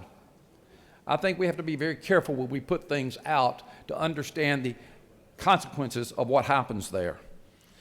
When we look at sports gambling, there's an addiction issue that's talked about. There's a lot of good things that we see from it, but there's also a lot of issues that are addiction. Even this is that according, and if y'all remember, I handed out the Illinois Law Review to you to read through. It's interesting is that the addiction rate, even among minorities, are double what it is among Caucasians. Even Jesse Jackson in his Chicago speech on Martin Luther King Day called gambling the new chains of slavery. Youth and kids exposed to gambling are already showing double those of gambling addiction percentage rates and what's going on. As much as it brings good, I think it brings bad. I think we need to be aware of that. When it's online, bear with me, we already have problems with pornography online, and one of the big things, because kids can get in. Newsweek talked about the addiction and the issue with our young people. And if you read even further, Mothers Against Gambling talk about that. I think it's interesting that we put this as a constitutional amendment, and I think it's one of the things that our people need to know, the negative as well as the positive, and there's no way for the voters to know what you and I know and what we've been able to know in the hearings and the things that have been done. And therefore, I would vote against the constitutional amendment. I think it's for us, it's irresponsible because they do not have all the information that you and I have. And when we put it out there, we're washing our hands of it, and we're saying it's in your hands now to handle.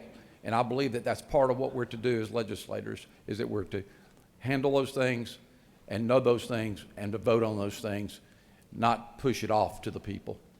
And with that, I will conclude unless there's questions, sir. You do have a question, Senator. Senator from the 37th. Does Jim yield? Yield. Isn't it true that the Georgia Lottery currently provides about $1.5 billion a year of revenue to our state, roughly? That's my understanding, sir. And isn't it true that this bill purports to add about $50 million of new revenue to our state as a result of doing this? So when compared to the Georgia Lottery, this is maybe a 3% increase in revenues. This is a very small, quote-unquote, positive impact. Isn't that true? That would be true, sir. For changing our Constitution to allow sports betting. Now, if members are here trying to weigh out the cost of the benefits, we recognize, I appreciate the discussion in the past about the addictive power of gambling. I have, isn't it true, a son whose college roommate was an 18-year-old young man who is deeply addicted debilitatingly addicted to sports betting from living in another state. So the costs we understand of addiction, but even the benefits. Isn't it true the benefits here are $50 million in the scale of the budget the size of the state of Georgia, and even compared to our lottery program, this is a very small amount of money by comparison as a benefit weighed against the corrupting value that gambling has. Isn't it true? I believe that to be true, sir. One further question. What do you think the likelihood is for citizens to be well informed before they go to the ballot box on this question? You think about the benefits are concentrated by these gambling interests. It's not uncommon to see 100-to-1 spending to support versus oppose. What do you think the outcome is going to be in communicating to our constituents about making informed decisions if we don't get it right here? I think the lack of information, the lack of understanding where the money goes and how it's being divvied out, people will not realize. They will see one thing on the Constitution and they'll vote on it. And I think that's where they trust us as legislators to protect those issues by knowing that. Gentlemen, further yield? Further yield. We've talked before on this body about the perverting impact of big outside of the state dollars coming in to pervert elections and turn out certain, it's just the perverting impact of outside money focusing on some voters versus other voters. Isn't it true that with a 75-to-1, 100-to-1 spending on certain folks to try to turn them out to vote versus others, this proposition can have a perverting impact on our politics, even in a presidential year? I think the senator knows what he's talking about. So, Senator, my question to you is, if those conditions are as we've discussed, isn't a no vote on Senate Resolution 140 a wise decision? I believe it would be a wise decision to vote no. Senator has yielded the well. Does any other senator wish to speak for or against the measure? Want to close debate? Senator from the 36. Hold on, Senator from the 46. Let me get Senator from the 36 up here. I think this might be one of those occasions you and the 46 are on the same page with something, Senator. So it might not be a long debate here. So. Thank you, Mr. President. I'm on the side of the young students of Georgia. We need means-based funds. This bill puts that in place. And I will say to you, the chancellor of our great university system called out every time he spoke in public, the biggest thing you could do for Georgia's future, he said, is create a means-based scholarship. I hear from the high school counselors who work with young people who are seeking post-secondary education, and they come down and they say there needs to be needs-based scholarship money.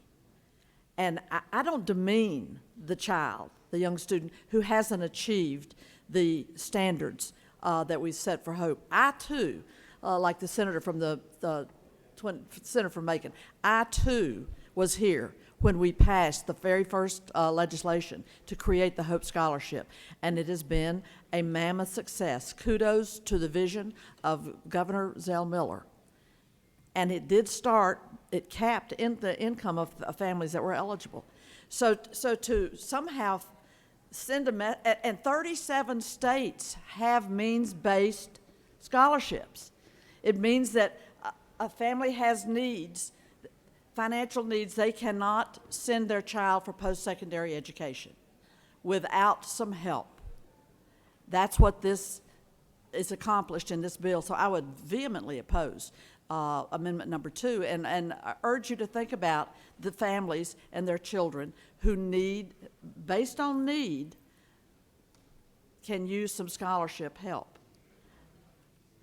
That's why Amendment 2 would undermine a fundamental direction that this state needs to go in.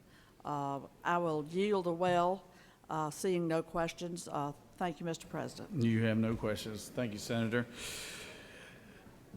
Is there objection for the previous question being ordered? Chair hears none, and I'll call on the author and the senator from the 46 to close debate.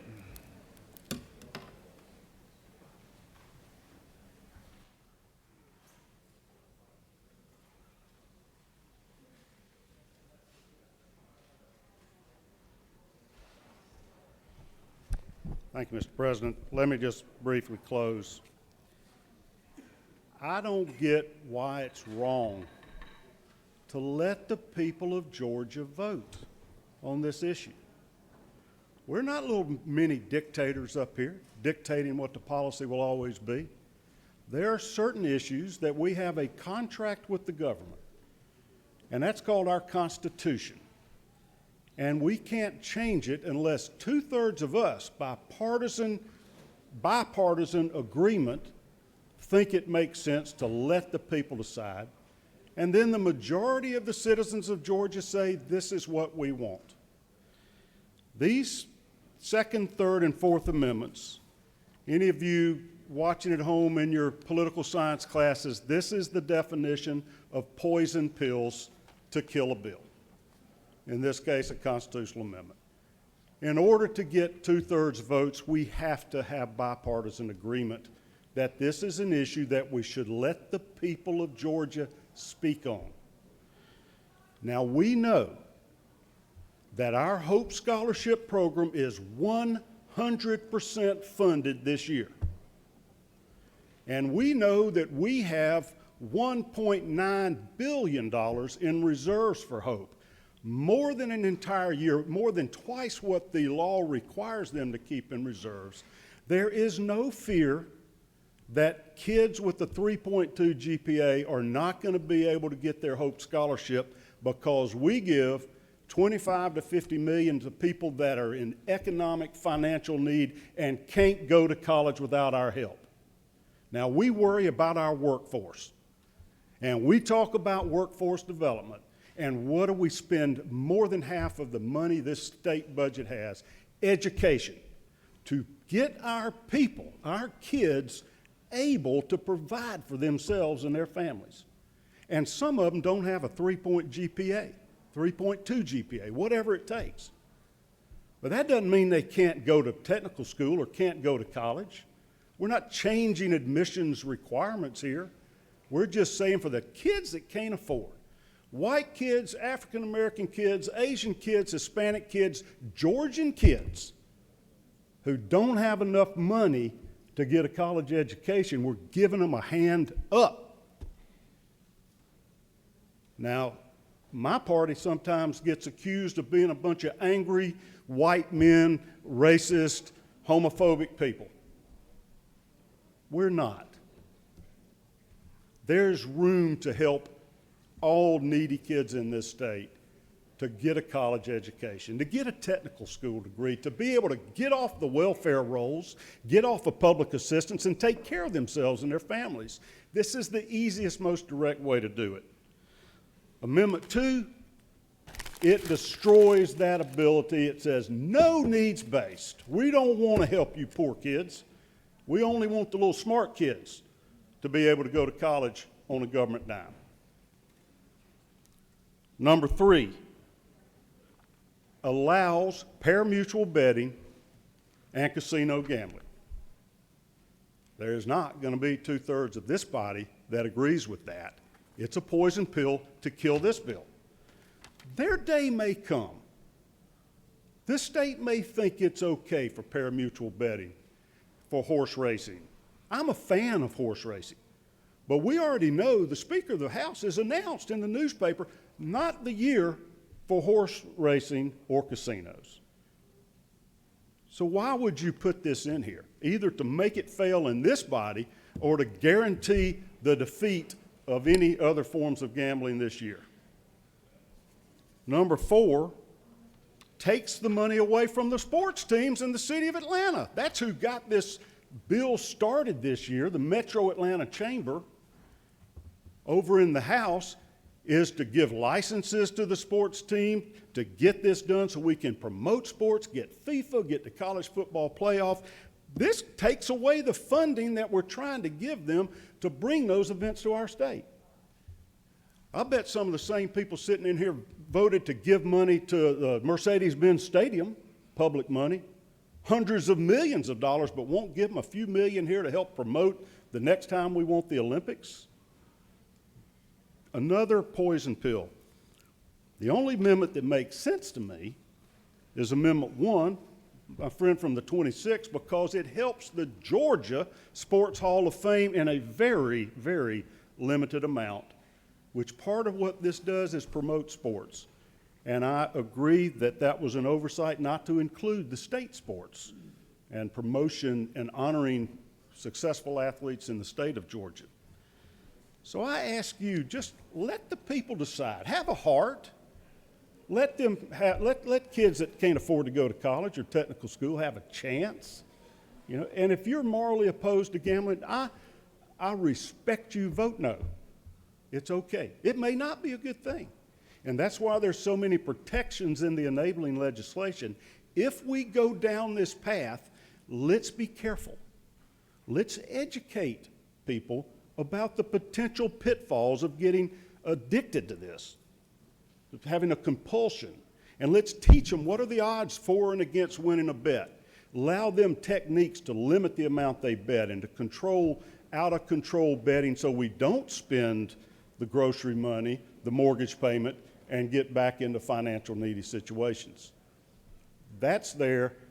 Just give it your fair consideration. Fair consideration. Is this something you believe the people of Georgia ought to be able to decide? Do they want it? Unless you're so morally, irrefutably opposed to it, give them a chance.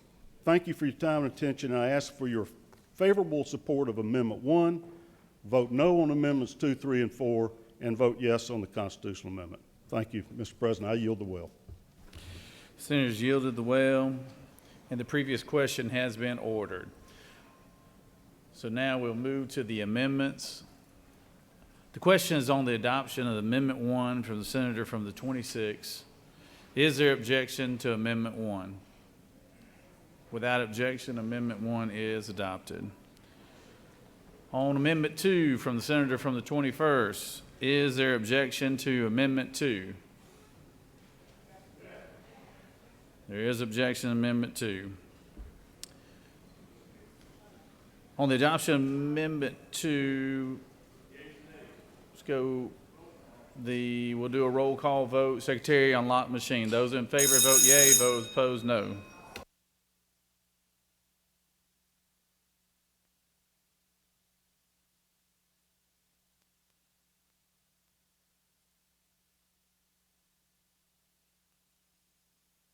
Senator from the second, for what purpose do you rise? Parliamentary inquiry, Mr. President. State your inquiry. Mr. President, is it not true that I didn't have a B average, but I had a thank you, Jesus average graduating high school?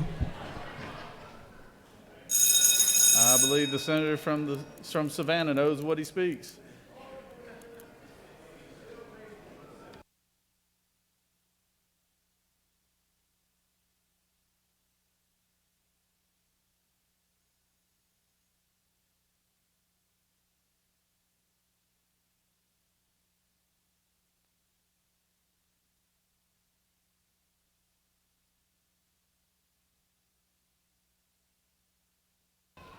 On the adoption of the amendment, the yeas are 12 and the nays are 44, and this amendment has failed. On amendment number 3, authored by the senator from the 21st, is there objection to amendment number 3? We have objection to amendment number 3. All those in favor of amendment number 3 signify by voting yes. All those opposed, no. Secretary will unlock the machine.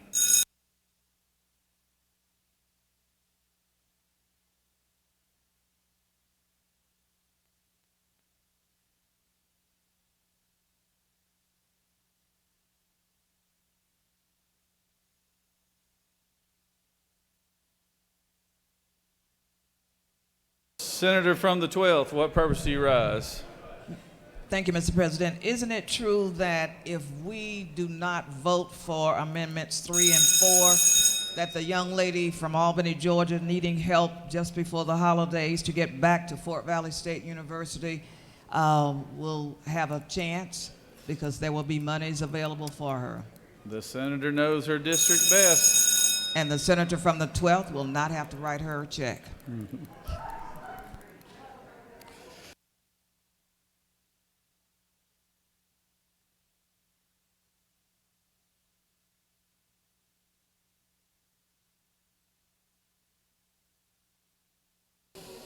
On the adoption of amendment, the yeas are 4 and the nays are 52, and this amendment has failed. On the last amendment, Amendment 4, authored by the senator from the 21st, is there objection? Objection to Amendment 4. All those in favor of Amendment 4 signify by saying yea. All those opposed, nay. Secretary, unlock the machine.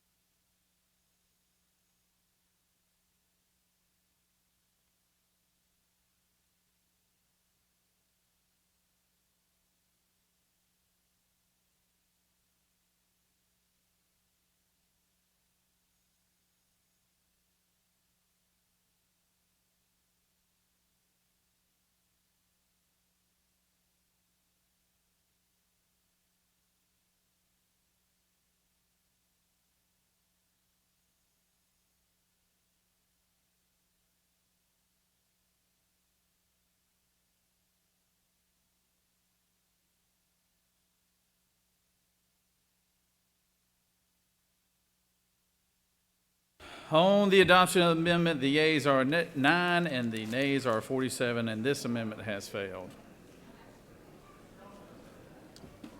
The question is on the adoption of the committee substitute as amended. Is there objection to the adoption of the committee substitute as amended? Hearing none, the committee substitute as amended is adopted. Is there objection to agreeing to the report of the committee which is favorable to the adoption of the resolution? Chair hears none. The report of the committee is agreed to.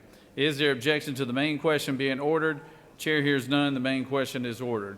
The question is on the adoption of the resolution by substitute. All those in favor of the resolution will vote yea. Opposed, nay. Secretary, unlock the machine.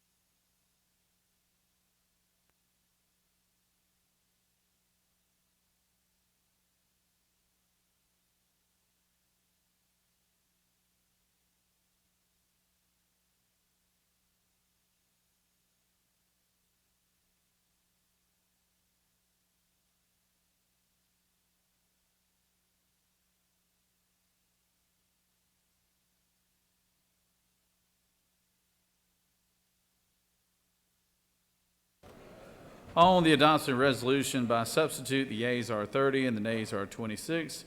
This resolution, having not received the 2/3 amount needed for the constitutional majority, has therefore failed.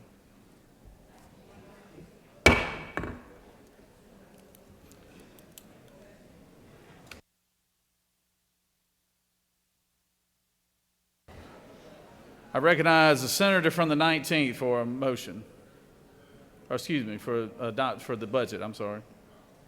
Thank you, Mr. President. I move the Senate adopt the conference committee report to House Bill 18.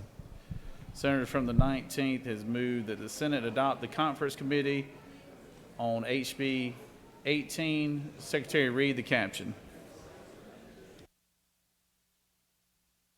And then the first one, and then down to here. Start reading here.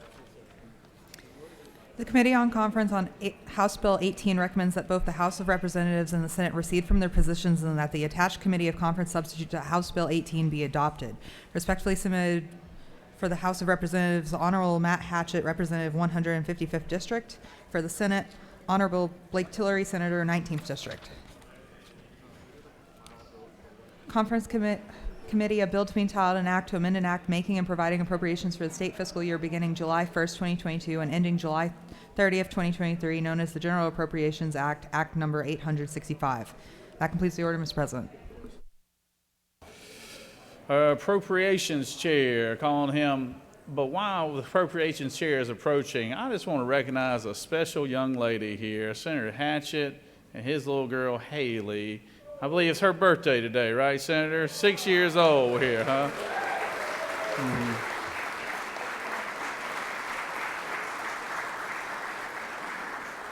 Senator has his lovely wife, Ashley, here with him today, and they've got 4 beautiful little girls, and I'm going to pray for you every day, 4 little girls. So thank y'all for being here. Senator from the 19th, the well is yours.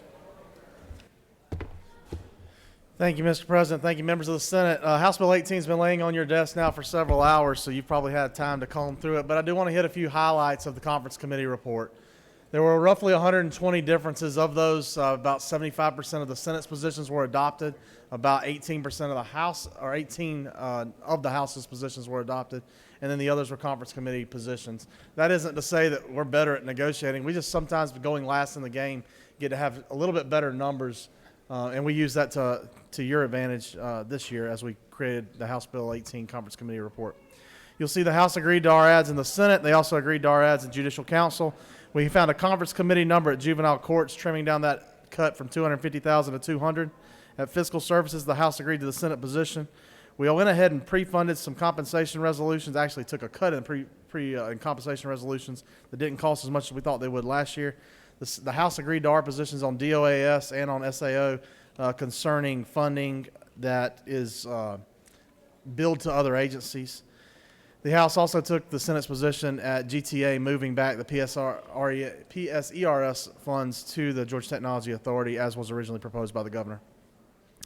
You'll also see that we were able to take and make some changes in the Department of Agriculture to plus up that department for some salaries and cost of living increases that were seen in the HB 911 budget passed last year. We were also able to provide funding for the Poultry Diagnostic Center, Veterinary Diagnostic Center in Athens, including emergency response equipment and a robotic arm that will help make their jobs more efficient. In DBHDD, the House agreed with the Senate's position concerning carving out respite care. We have found that if you can keep those families, if we can provide respite care to families who are keeping children with emotional needs, that they're able to stay there longer, and this is cost savings to the state over time. Yes, sir. Oh, sorry. And by segregating out those funds, we're able to make sure they're used for respite purposes. The Department of Community Affairs, we're able to help them with a website that many of you mentioned that your counties and cities are going to look for funding opportunities. We hope we can help improve that. We did take out some monies in One Georgia that were originally allocated to Georgia Tech, but do not fret. That provides a match for $65 million in federal funds there. We moved it into the Board of Regents.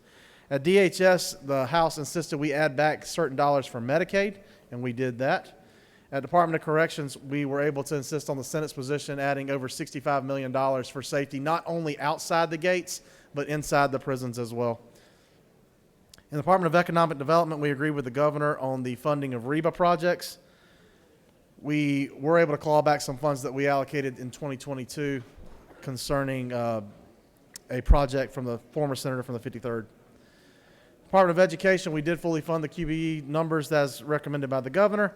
And in the state health benefit plan, we were able to find a compromise number with the House to slow the roll-in for non-certified employees costs concerning state health benefit plan dollars, the move from $945 to $1,580. We found a $50 million medium there, and that will roll in over 2 years rather than over the 3 years the House had originally proposed. In the employees' retirement system, you'll see $26,750,000 added to provide a one-time $500 check to state retirees. And in the governor's office of emergency management, we were able to plus up some dollars there concerning gang-related activities and homeland security and cybersecurity. At DHS, the House agreed with the Senate additions for updates for the SNAP cards, as well as the $10 million we had provided for out-of-home care to help provide alternative housing for youth with complex needs. We also included $100,000 for council and aging for grandparent-led families, but we moved that to the correct line item. The House thought that where we put it was not the correct place, and so we moved it over to elder and community living services. At GBI, there's some plus-ups again concerning gang databases, and you'll also see some plus-ups for the Criminal Justice Coordinating Council. related to the Crime Victims Emergency Fund, sexual assault centers, and domestic violence centers across our state.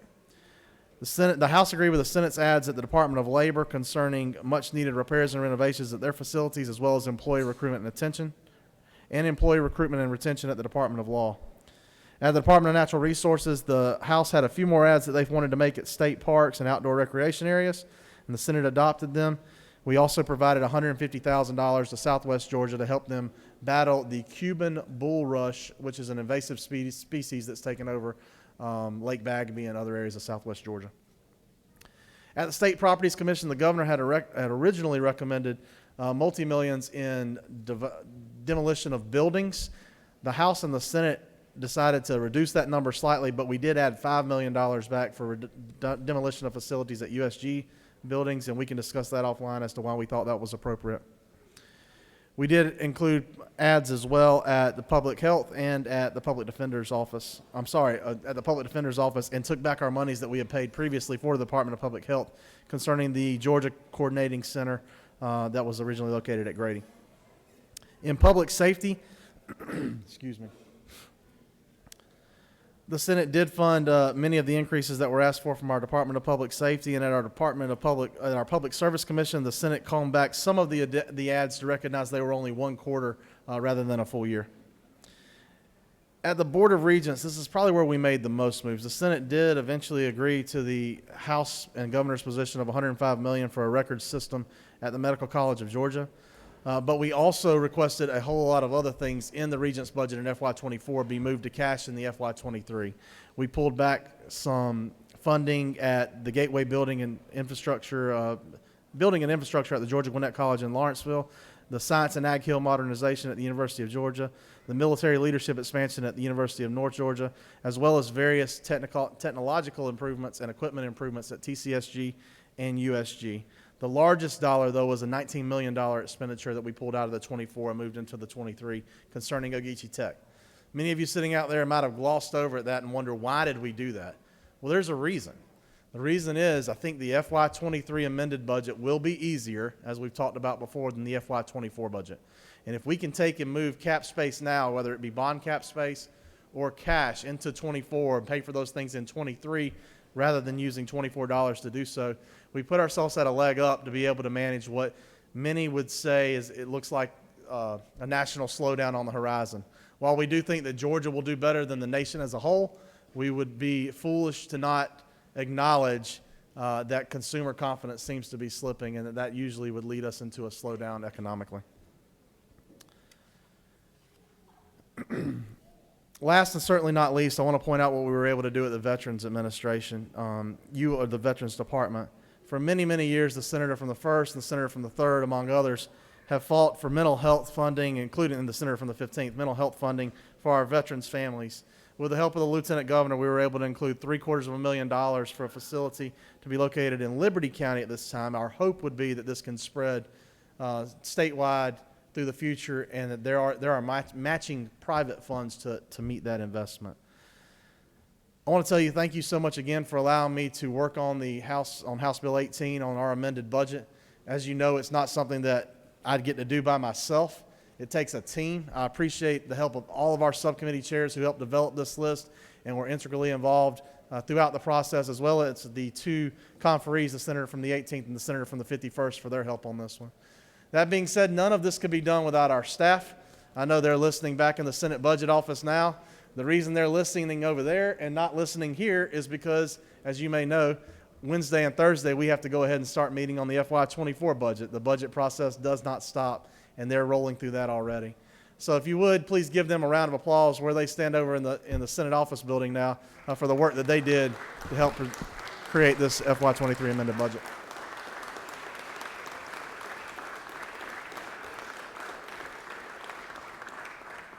I know they appreciate that, and I definitely appreciate you doing that as well. So, Mr. President, if there are no questions, I'll yield the well and recommend that the Senate vote in favor of House Bill 18, the Conference Committee report to the FY23 budget.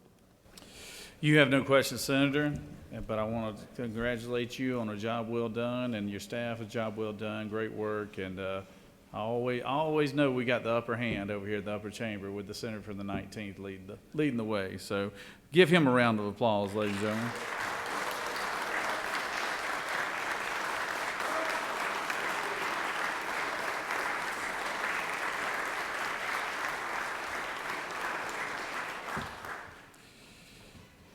Is there any other senator who wishes to speak for or against the measure? Chair hears none.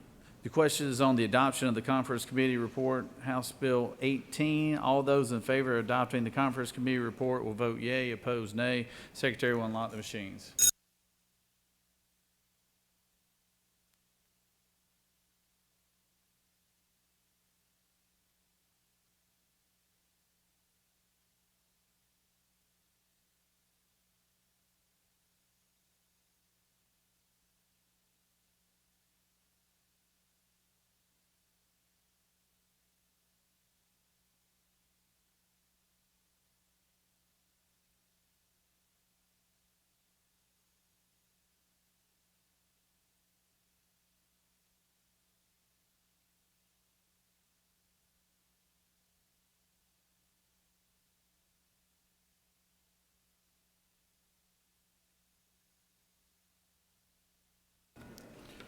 Just so y'all know, we're going to take up one more bill after this one, and then we'll break for lunch. But just one more bill after this one. So.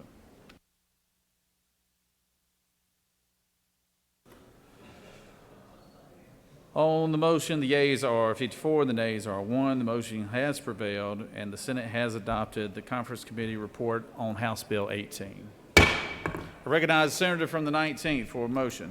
Thank you, Mr. President. I move that the Senate order House Bill 18 immediately transmitted to the governor. The senator has made the motion that House Bill 18 immediately be transmitted to the governors. Is there objection?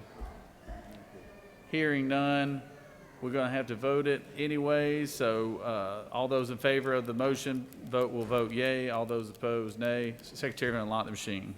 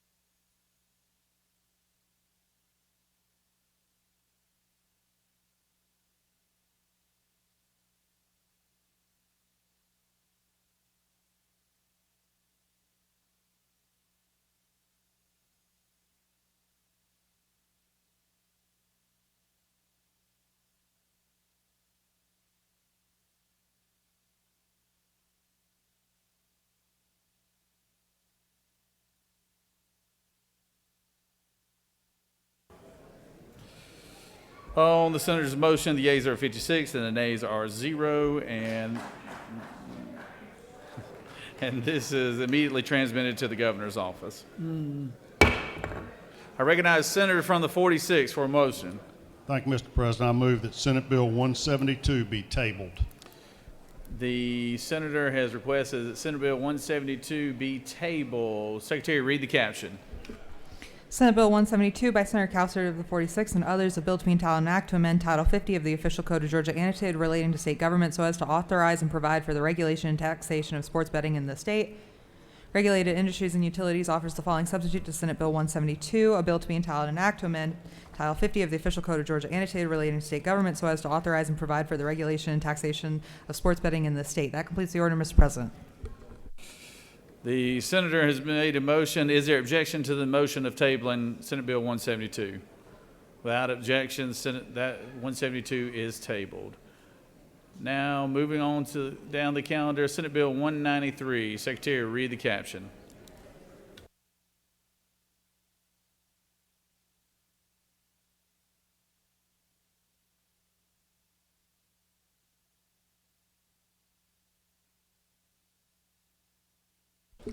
Senate Bill 193 by Senator Gooch of the 51st and others, a bill to be entitled an act to amend Chapter 40 of Title 50 of the Official Code of Georgia annotated relating to the promotion and deployment of broadband services, so as to provide for the Department of Community Affairs to determine locations that are eligible for state or federal funding programs administered by the state for improved broadband services.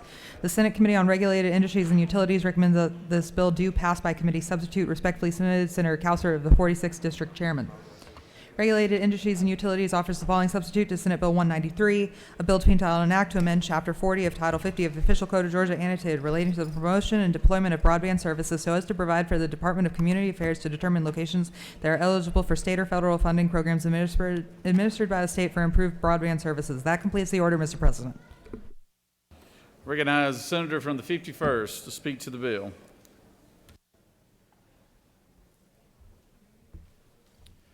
Thank you very much, Mr. President. Senators, this bill is so easy that you should have very little trouble passing it, hitting the green button, and then we'll go into lunch. So is that a deal? All right, this deals with the broadband deployment that we've been working on for many, many years. Some of you freshmen that are here didn't have the background on this, but we've been working on broadband deployment for the past 6 years now. One of the bills that we passed 3 or 4 years ago was Senate Bill 402 that dealt with mapping. And the mapping requirement for the Department of Community Affairs and Georgia Department of Technology Authority basically went out and looked for the served and unserved and the underserved and the served areas of the state where broadband was adequate, and it dealt with speeds of 25 megabits per second. And so this bill puts us in line with what the federal requirements are for the federal fundings that are coming in from the ARPA funds and from the BEAD funds. There's billions of dollars being allocated throughout the country. We're going to receive hundreds of millions of other dollars in the near future for more broadband deployment. And so the federal grant programs require us to adjust our language and our laws to coincide with what their requirements are, and that's what this bill does. It protects private data. If we use third-party consultants, the third-party consultants are prohibited from sharing the private data of the internet providers. This bill has been worked on for the last 6 months by the Georgia Technology Authority and the Department of Community Affairs, all the internet providers in the state, and we have full consensus from all parties involved to support the bill. So therefore, I will stop explaining the bill and ask for your favorable consideration of SB 193. Happy to take questions. You have no questions, Thank Senator. you very much. Does any other senator wish to speak for or against the measure? Chair hears none. Is there objection to the previous question being ordered? Chair hears none. The previous question is ordered. The question is on the adoption of the committee substitute. Is there objection to the adoption of the committee substitute? Hearing none, the committee substitute is adopted. Is there objection to agreeing to the report of the committee which is favorable to the passage of the bill? Chair hears none. The report of the committee is agreed to.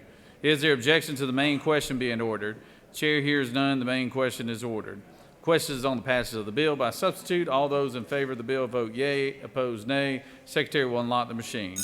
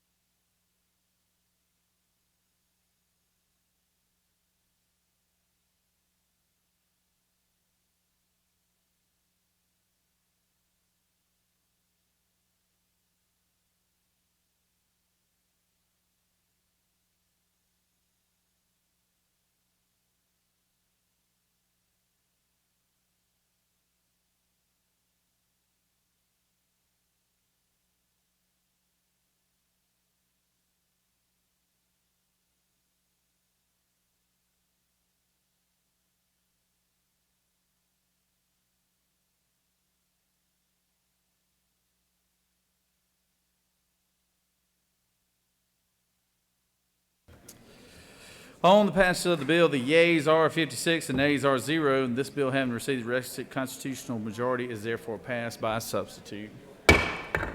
I'd like to take this time, I see our good friend and former colleague back there, Steve Henson. Senator Steve Henson is in there.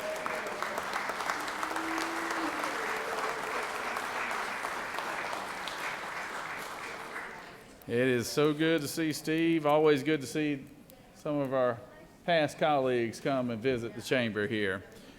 Okay, we are going to, it's about 12:30.